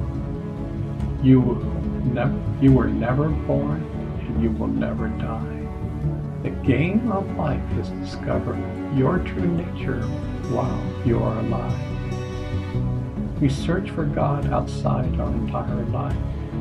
He has been hidden inside the entire time. The most obvious place a person should look. A person looks outside for the answer. Isn't that fascinating? Maybe the whole universe is a game. It was created so we would find God within ourselves. What an elaborate setup it is. The entire universe is a stage, and we are actors on the stage. We come down to earth to discover our true nature. So for many, we are oblivious to this. We leave our lives. Now, I'm not trying to convert you. I'm not trying to convince you. I'm just telling my side of the story. The truth needs no convincing. When you die, you will see that God doesn't judge. This life is a learning experience. Imagine a raindrop with this journey of returning to the ocean. In the same manner, we are traveling back to the ocean of life. Enjoy this journey. Spend time with your kids. Spend time with your family and friends. Call them on the phone. Find out what truly has meaning in your life. Most of all, you are never alone. The universe is watching over you.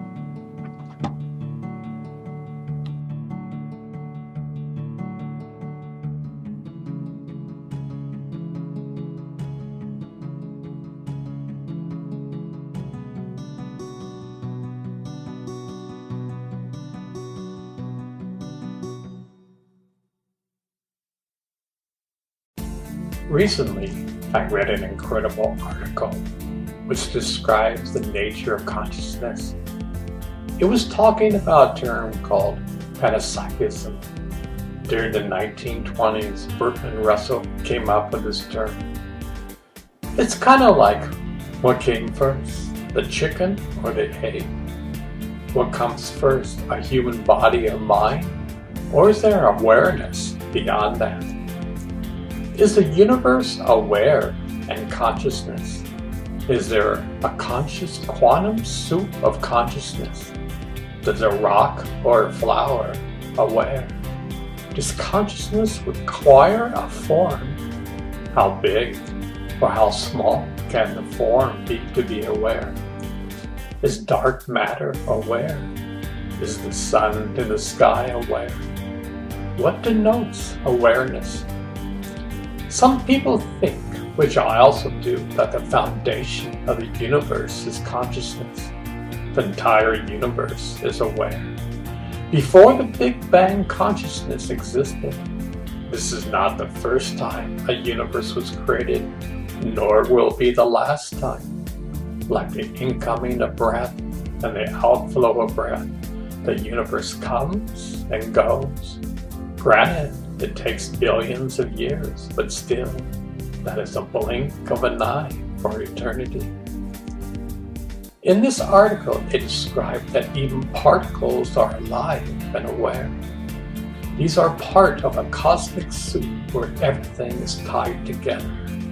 The entire universe is comprised of this soup. Imagine making a homemade soup. You blend it all together and combine milk or cream. Your family loves it. Now you can't take out a single ingredient. You can't. In the same way, there's a universal soup of consciousness which we are part of. It is quantum. It is beyond time and space. We always think in linear fashion. In the quantum world, the past, present, and future are melded together. There is a whole set of chaotic laws that we can't even conceive.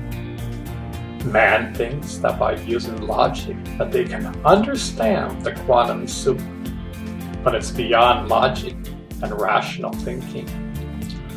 Personally, I think the great mystics got a piece of the puzzle.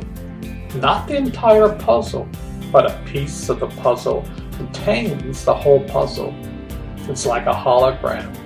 A small piece contains the entire piece of the puzzle. What if a person who meditates can be in a place where they are receptive to the inner light inside? Imagine this light is the same light as the quantum universe. Everything is a part of this light. E equals mc squared. Everything is energy and light. Everything is alive and aware. Maybe, just maybe, a meditator can see and feel the quantumness of the universe. Maybe the laboratory of life exists inside of us. Maybe we are created to find and discover this inside of ourselves. Personally, I think we're in the beginning stages of development.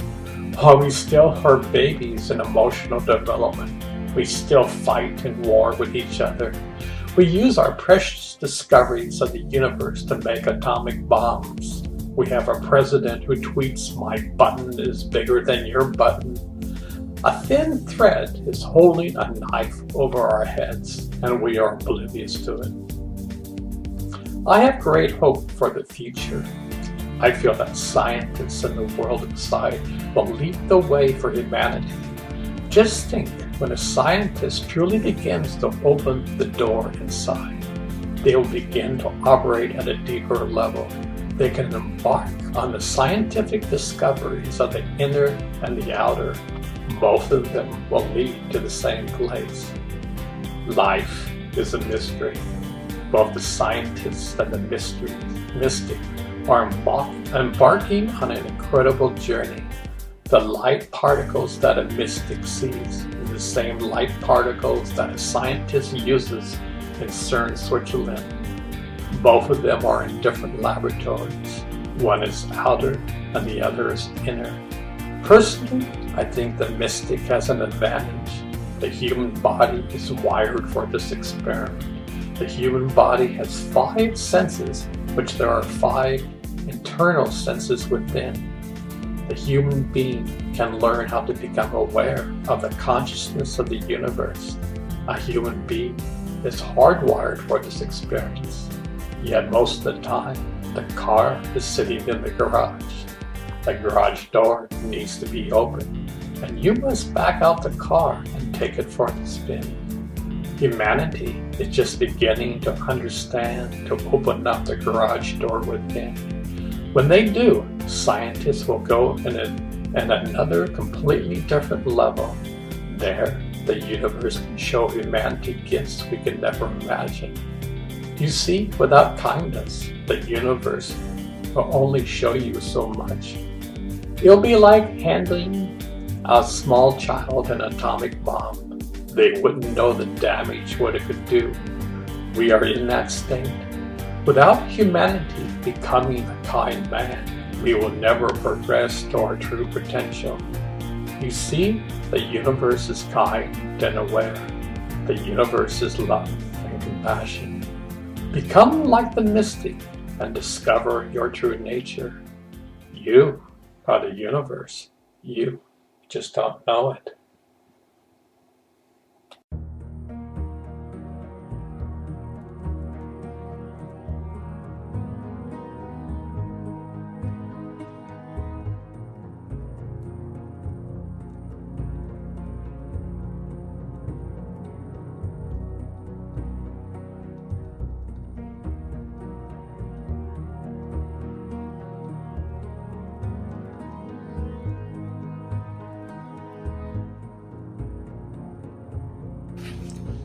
It's been there all the time. What are you talking about? What's been there all the time? You are the universe. You just don't know it. There are about 7 octillion atoms in your body. All our atoms are billions of years old.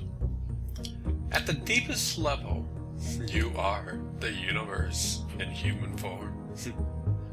Wow, isn't that incredible? On top of that, you are hardwired to discover your true nature. The signpost of God all around you and inside of you. Yet, we are talking on our phone while driving down the freeway of life. The greatest miracle of life is keeping you alive. You are magnificent. Every single cell of your body is custom designed by God. You are infinite. Your body will someday die, yet your true essence will go on forever. You have the opportunity to discover your true nature. Behind your breath lies the answer. What is keeping you alive? All the great masters have said to be aware of the essence of your breath. Behind your breath lies your true nature. Infinite kindness, love, and compassion. This is the water that will put out the bonfires of anger and hatred upon this land. The sun is appearing on the horizon. Mankind is waking up from his slumber. We are going from darkness to light. Darkness has nowhere to hide. Discover your true nature. It's been there all the time. Ponder this over. It's been there all the time. The greatest game is being played right between your eyes. We are all custom designed by God.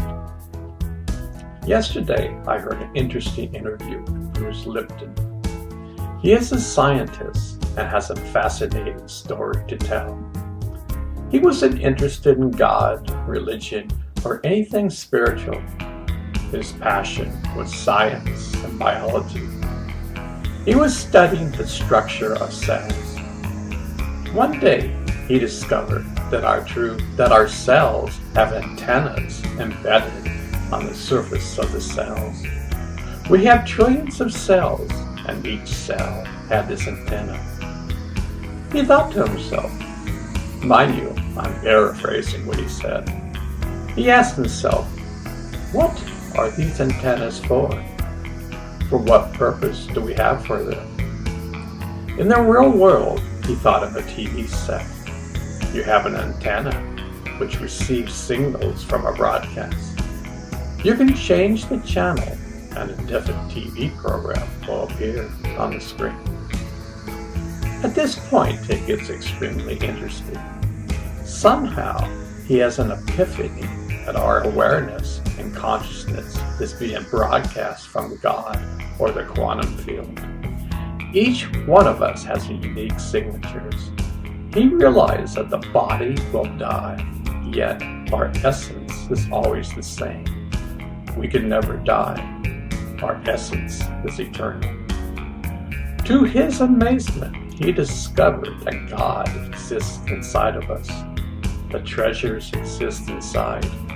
We are hardwired to discover the universe within. Imagine All this took place within 5 minutes. From that point on, his goal was to discover his true nature.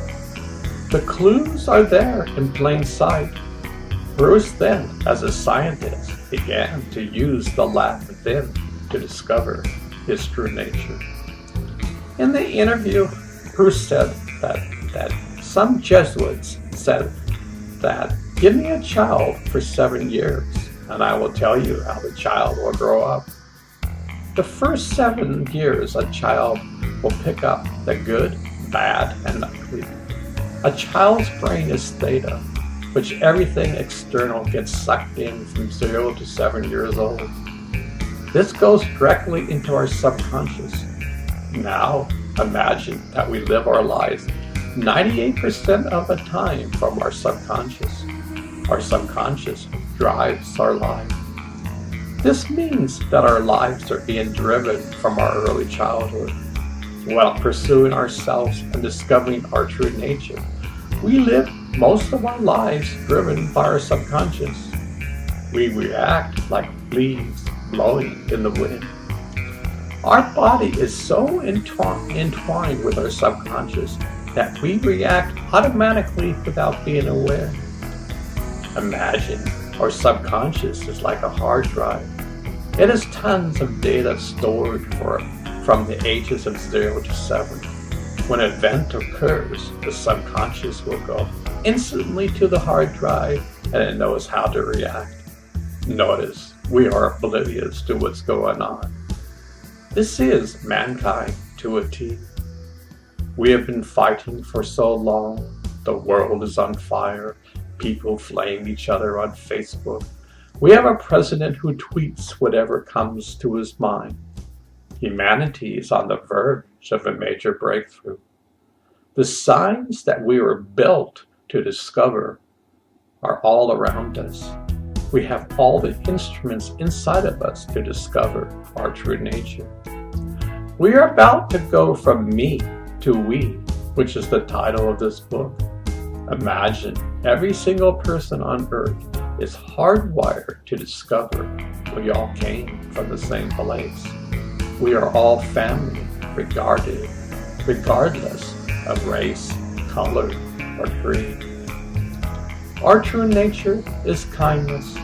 Our true nature is love and compassion. We are all a spark of the divine. We are the universe. We just don't know it. These are exciting times. You hold a piece of the puzzle of life inside of you. You can change and discover your true nature. Millions of people are waking up. Recently, science and religion are really talking about the same thing. Discoveries that Bruce saw are major scientific breakthroughs for all of us. Bruce saw in a flash of light that we are being broadcasted from the quantum field. We have our name that God knows and the universe knows. Every human life is special. With our free choice and free will, we can, moment by moment, be on a conscious journey to discover our true essence. Ponder this over. Let's continue how a human being is hardwired to find God. Many scientists think that a part of our DNA is multidimensional and quantum. We contain the blueprint of God inside of us. From this blueprint, a human being is created. We are created in the image of God. When I was young, I loved to study the great wisdom from India. I still do. The Indians have a theory that everything we do and say is recorded into an energy frequency. This energy frequency can be read in some part of time in the future. There are people who will fine-tune themselves to be able to read the Akashic records from another person. Now recently, many people think that in our DNA, we have a multi-dimensional DNA which contains the blueprint of God. Now imagine in this blueprint contains the entire essence of the universe and the essence of your soul's journey in the universe. You are eternal. You can never die. Your body will. Many people are discovering this concept and learning how to mine the Akashic record for themselves. Can you imagine how incredible that would be? It means that you could stop any diseases coming your way. You would be in tune with God and listen to the wisdom that lies within. You could bring back all the positive attributes you have learned on your magnificent journeys in life. A person could tap into the future and bring back wisdom such as inventions that would help our fellow man. From that state, it would be easy to go from me to we. If we could consciously tap into the oneness and blueprint of the universe. As you can see, the car is sitting in the garage gathering dust. The car is meant to be driven on the freeway of life. Moment by moment, we can drive our car and gather a greater understanding of why we are alive. We spend most of our lives in a survival mode. We spend most of our times living by our habits and subconscious. Imagine we're literally hardwired to discover our true essence. Yet, so many humans are oblivious to this fact. You see, we have free will and free choice. The entire universe lives by this law. At times I think, well, maybe human beings shouldn't have free choice and we would come into this world and never forget our true nature. Peace would always prevail on earth. Anger and war would not exist. Heaven would be on earth. Yet, life is a grand adventure. We come into this world to discover our true nature and to help transform this world from darkness to light. It's a cosmic game. This isn't the first time this game has been played. For time immemorial, this game has been played through the universe and countless other universes. The entire universe is watching us and cheering for us. They are rooting us on. We have incredible coaches that help and assist us. Yet, they can't take a single step for us. You see, each of us has to play the game without any steps taken by another being. These are exciting times. We as humanity is going from me to we for thousands of years because of thinking. It's all about me. We have fought countless wars. We're living in an era where this is changing right before our eyes. Ponder this over. You are hardwired to discover God. You contain within your DNA the blueprint of God.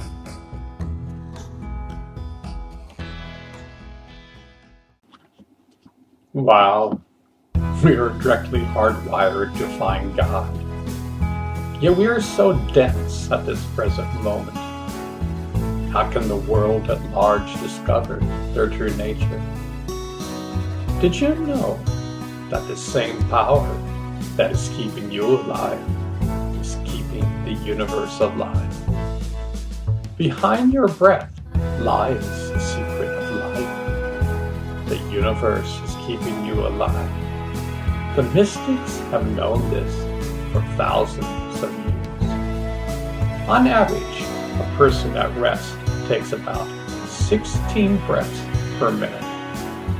This means we breathe about 960 breaths an hour, 23,040 breaths a day, 8,409,600 a year, unless we get a lot of exercise. The person who lives to 80 will take about 672,768 breaths in a lifetime. We are breathing, yet most of the time we aren't aware of our breath. By focusing on the breath, moment by moment, one begins to dive deep into the infinite ocean of life. Here are some simple and easy yet powerful meditations you can do. Sit down meditation. For me, this is the foundation for life. Without this practice, personally, I don't think a person will travel far on this path. You see, by closing your eyes and concentration on your breath, you are closing the doors to the external world and opening the doors within. Each time you do this on a day-to-day basis, your understanding and experience grows. As I said in the beginning, you meditate upon the universe. After some point in time, the universe starts to meditate on you. This is a melding of energy. The mind is like a tuning fork.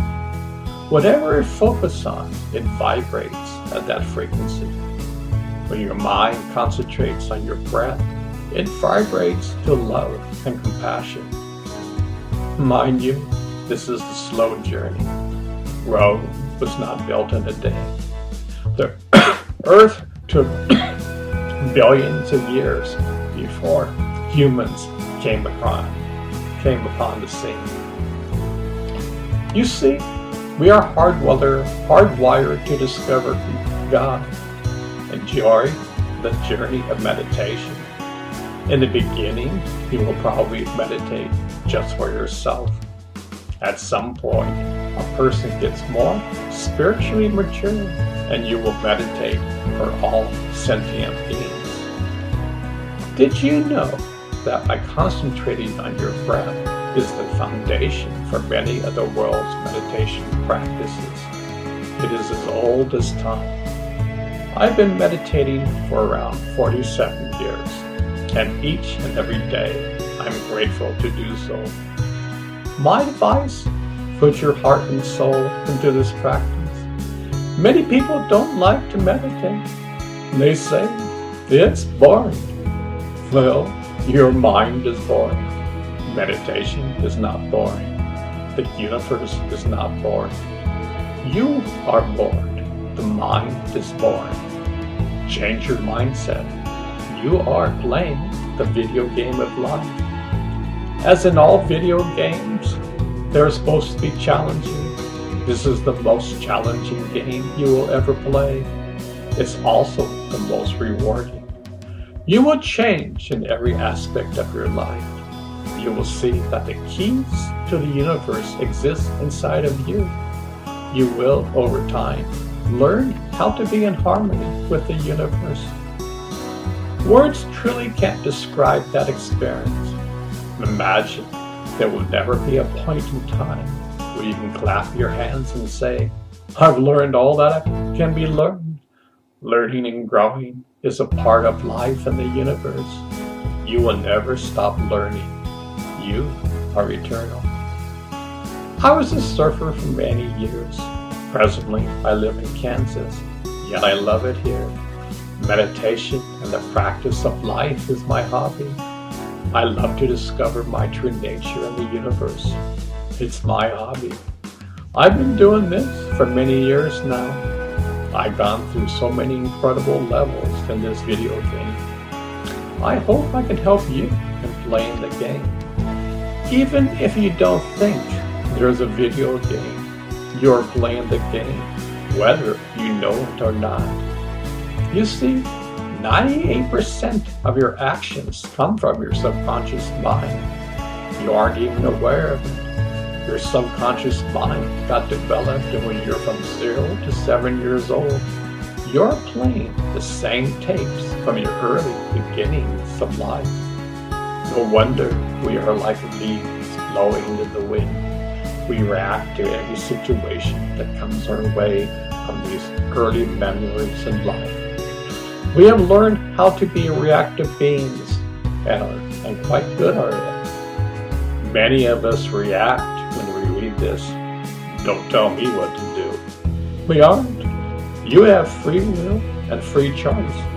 Personally, If there is a cliff and you are about to walk off the cliff, we want to tell you, hey, there's a cliff in front of you. Many people say it's too hard. Yes, it's hard, yet at the same time, it's super easy. You can learn to change your attitude. Your thoughts, either positive or negative, are the building blocks of your life.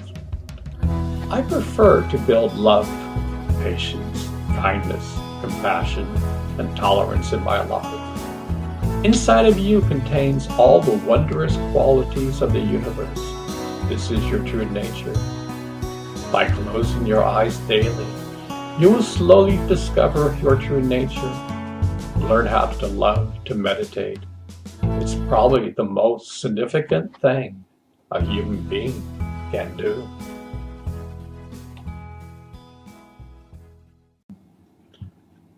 When you concentrate on your breath, you're constantly bringing the mind back towards your center point. The mind loves to wander. Mystics have said to control your mind is the most difficult thing to do in the universe. I bet you for the last 47 years, I've brought my mind back to the center point, probably around 1 billion times. Yet, if I look back from where I started and where I am today, there's a difference between night and day. In the beginning, my mind was out of control. It still is, yet my mind is my friend. The mind's natural state is to wander. The more I drench myself into the ocean of silence, my mind is getting cleansed. Learn how to become friends with your mind. Don't make it an enemy. It's like training a puppy. You could do it. Every time your mind wanders, bring it back. In the beginning, it took a while to sink into the silence. It was like struggling in the water. Yet at a certain point, silence would fill you up. It's hard to describe. Over the years, it's gotten so much easier. Now I close my eyes, and I'm there. As I said before, in the beginning, you meditate on the universe. At a certain point, the universe meditates on you. Even in this state, one must make conscious decisions to express love, patience, tolerance, and compassion for all. We must also reprogram our subconscious mind to reflect our true nature. That will be talked about in some other chapter. Once you begin to experience the silence and feel love and compassion while you close your eyes, you can begin to do the next step. In this step, you will slowly learn to concentrate on your breath while you are awake. It's a standing meditation. Imagine you are breathing 24 hours a day, yet you are unaware of your breath. Try this the next time you are driving. Turn off the radio. When you are driving, focus on the road and pay attention to your breath. The more you do this, the less you will be in a hurry. I won't say that you will drive like a granny, yet your state of mind will be truly peaceful. You will not have a care in the world. You can be in a traffic jam and you won't have a care in the world. I have a personal theory. The more agitated the mind is, the more reckless and impatient a driver will be. Sometimes you can almost see a fire of anger from a driver. You can see their hands flaring in a state of anger at being impatient. I'm sure they are completely oblivious to their condition. They are just responding automatically without any self-control. Try this every time you drive. Once you begin to feel this wondrous effect while driving, Slowly begin to consciously meditate during other activities in your day. For example, do this while someone is talking. Listen truly to what the other person is saying. At the same time, follow your breath. At some point, you will feel the stillness, and at the same time, you will truly listen to what the other person is saying. This leads to incredible communication skills. The other person will know that you are truly listening to them. Most people don't truly listen and are thinking what to say next while the other person is speaking. This leads to broken communication. Now, I say this is our political environment is like that today. Nobody truly listens, yet they only speak without truly thinking. It's more like an automatic response. Our current president does this on Twitter. He tweets nonsense without going through true filters. Emotionally, he's like a child and never grew up. Otherwise, he would never mock someone and call them names. That's for another topic. Need I say more? The more you do this over time, you will be filled with joy and happiness. The more in harmony you are with the universe, the better your life will be. You will truly see and understand that happiness exists inside and nobody can take it away. Your worldly desires will slowly fade away. Most important of all, you will let go of all negative emotions. They don't serve you at all. In fact, they harm your mind and body. You may be angry at some person who wronged you 20 years ago. They have forgotten the incident, yet you still hold on to it for dear life. Meditation and the power to forgive will dissipate the anger. This is just a few things to ponder over and try. Mystics have talked about this for thousands of years. Now is the time for you to simply slowly embrace a new way of looking at life.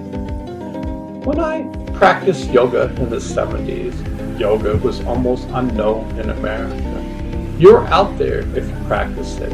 Today, yoga is practiced all over America. It has been mainstream for many years. In the same way, the world is waking up from their slumber. What I'm saying will be mainstream someday soon. Millions of people are talking about the same thing and are changing their life for the better.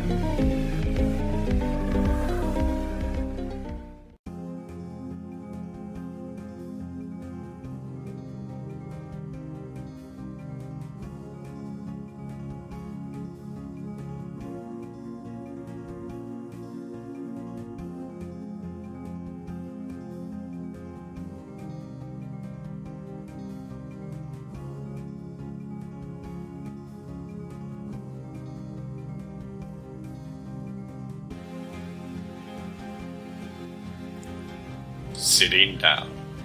Meditation. I've been meditating for 48 years. You could say I have a knack for it. I love it. It's my hobby. I have studied all sorts of techniques. In the beginning, I thought there must be a super-duper technique. This technique will take you 10 steps where you presently are. Well, after 48 years, I can say your motivation is the key.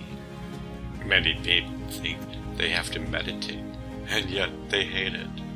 Where do you think that will take you? Many people have high expectations. They think they're going to have a super-duper experience. Well, they do. They don't over a period of time. They give up. Meditation is like surfing. It takes practice. When I first learned how to surf when I was 13 years old, I was a total beginner. In surfing terms, I was a kook, a beginner. My dad gave my twin brother John and I one surf lesson from a famous surfer, Mickey Munoz. I still remember being pulled into a wave that was probably less than 1 foot. I felt that the wave was 10 feet. I was hooked from then on. Meditation is taking small baby steps, day by day. You never know how far you have gone. In the eyes of eternity, you have just taken one precious step, yet your awareness grows. The following is a beautiful quote from a dear friend of mine. It was posted on Facebook a few days ago. I've known him for around 46 years.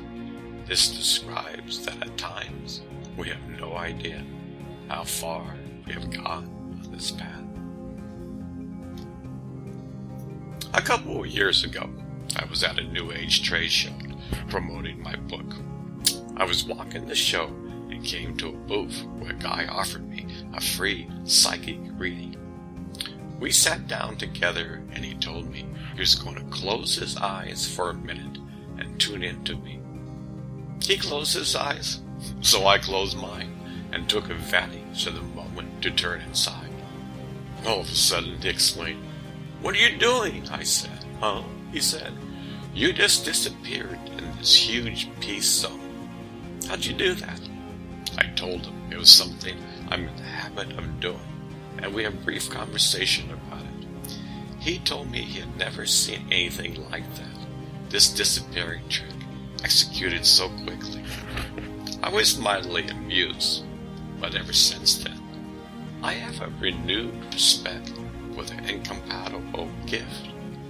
Mace was stolen on me over 40 years ago that allows me to disappear from the confusion of the world around me so quickly and easily.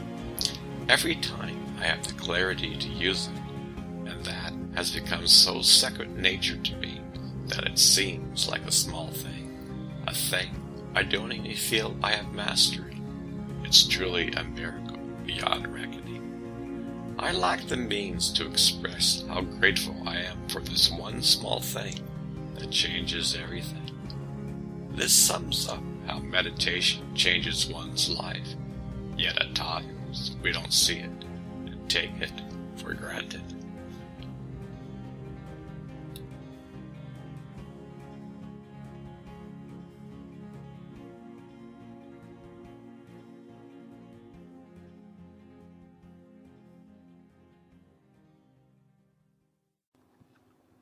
Stop the noise in your head. As the children began to learn how to meditate, they saw how powerful the mind is. They never noticed that before. They asked the dragons how to stop the noise in my head. Of course, all the dragons laughed. They laughed because everyone goes through this. You see, the mind is the most difficult thing to control in the universe. The majority of man reacts to every situation. Man is reacting. The wise man learns to be proactive. They understand the basic law. It's my will alone. I set my mind in motion. Now, that's very easy to say, but hard to do. All people who learn how to meditate in the beginning have this problem. In the East, they call it monkey mind. The monkey goes from one branch to another. It can't be controlled. Well, when they first started to learn how to meditate, they clearly saw this from first-hand experience. The dragons told a wonderful story each time the subject was brought up. They told a story where a man saves a genie. Nobody knows exactly how this man saved him. Well, the genie told this man, "You can have as many wishes as you want." The man said, "Wow, that's incredible. I love that idea." The genie said, "Well, there's a catch." The man said, "What's that?" You must always give one wish after another. If you don't, I will chop your head off with a sword. Are you sure you want to continue with this? The man hesitates for a moment and says, reluctant to her, well, the genie said, what's your first wish? The man gives one wish after another. It seems like when one wish is granted, he has to give another. He didn't even have one opportunity to enjoy, even for a second, the previous wish. He was getting tired and couldn't even go to sleep. The genie was always harassing him and saying, what's your next wish? Well, fortunately, there was a wise man nearby. He went to the wise man and sincerely asked for help. This boon was turning into a curse. The wise man whispered into his ear, well, the genie demanded another wish, or he would chop off his head. The young man said, go to the forest and find the huge log. Your wish is my command. In a second he returned with a huge log. The genie said with a smile, give me a wish, I will chop off your head. As you can see, the genie wasn't particularly nice. So the young man told the genie to go up and down the pole. When I need you, I will give you another command. The young man could relax and enjoy all the wishes he gave to the genie. The genie knew he was outsmarted by this wise man. The young boy enjoyed his life and helped others in the community. He eventually learned about the dragons and helped tremendously his fellow man. The dragons said that the genie is the mind. The mind wants to control you versus the other way around. By placing your mind on your breath, the genie will go up and down the log and set you free. Meditation is the key to bring awareness to your mind. The mind is either your friend or foe. Everyone in the universe has to learn how to control the mind.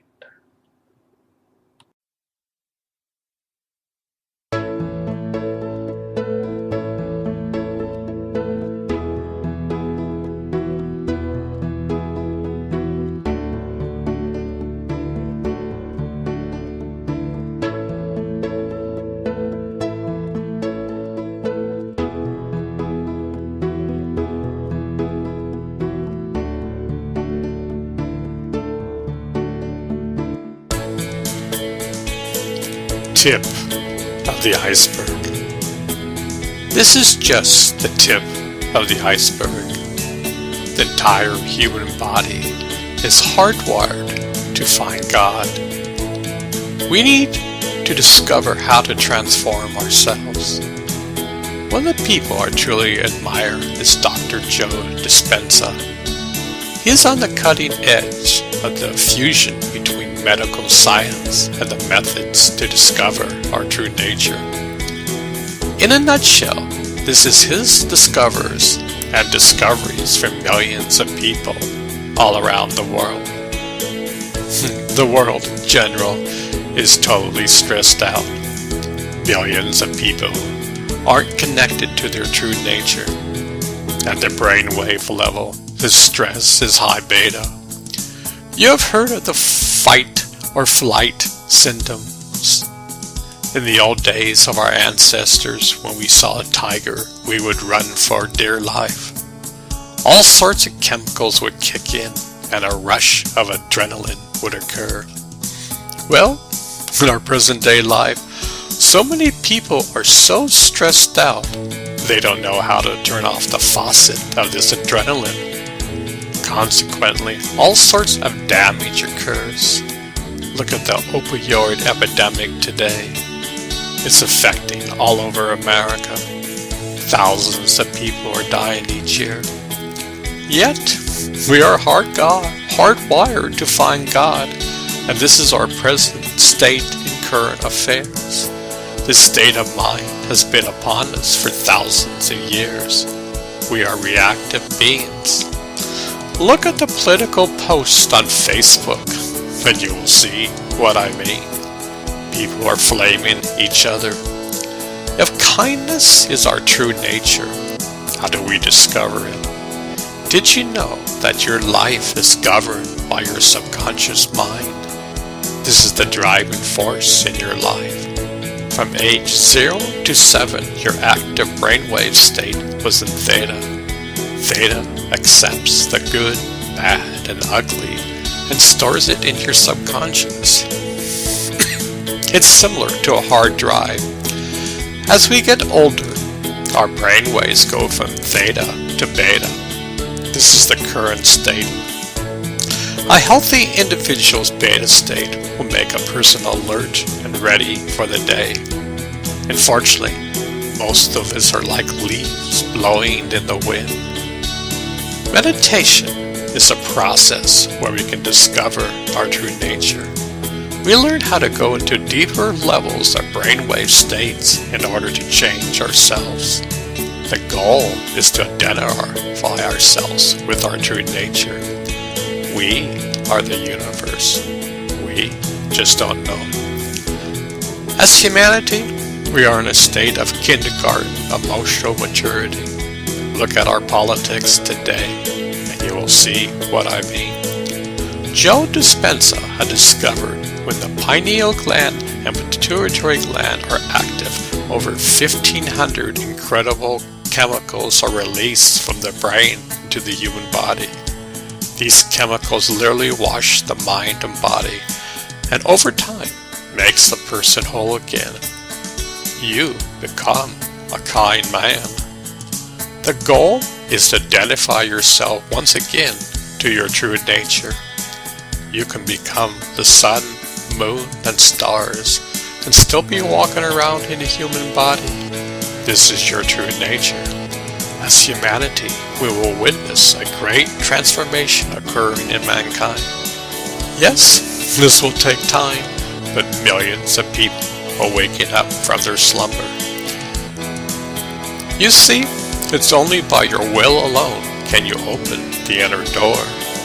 The car is locked up in your garage and gathering dust. Only you have the remote control to open up your inner garage door. Then you can take your car for a divine spin. You see, you have the keys, yet they are sitting on your kitchen table. They have been there so long that you have no idea what the key is for. Meditation is the key to discover your true nature.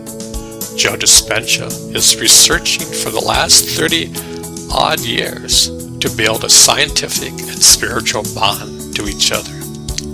When I first started to meditate, I would see few articles about the science behind meditation. In the 40s, Paramahansa Yogananda published his autobiography, and it contained scientific wisdom. It was like sweet music to my ears. Since then, thousands of papers were published. What I like about Joe Dispenza that he has found that he has around 1,000 people come to a week retreat. In the past, he saw great breakthroughs occurred on the 4th or 5th day.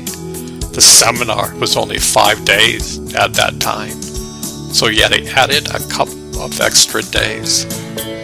In my eyes, I love to see that there are practical, scientific tools we can use to discover our true nature. As I said, this is just the tip of the iceberg.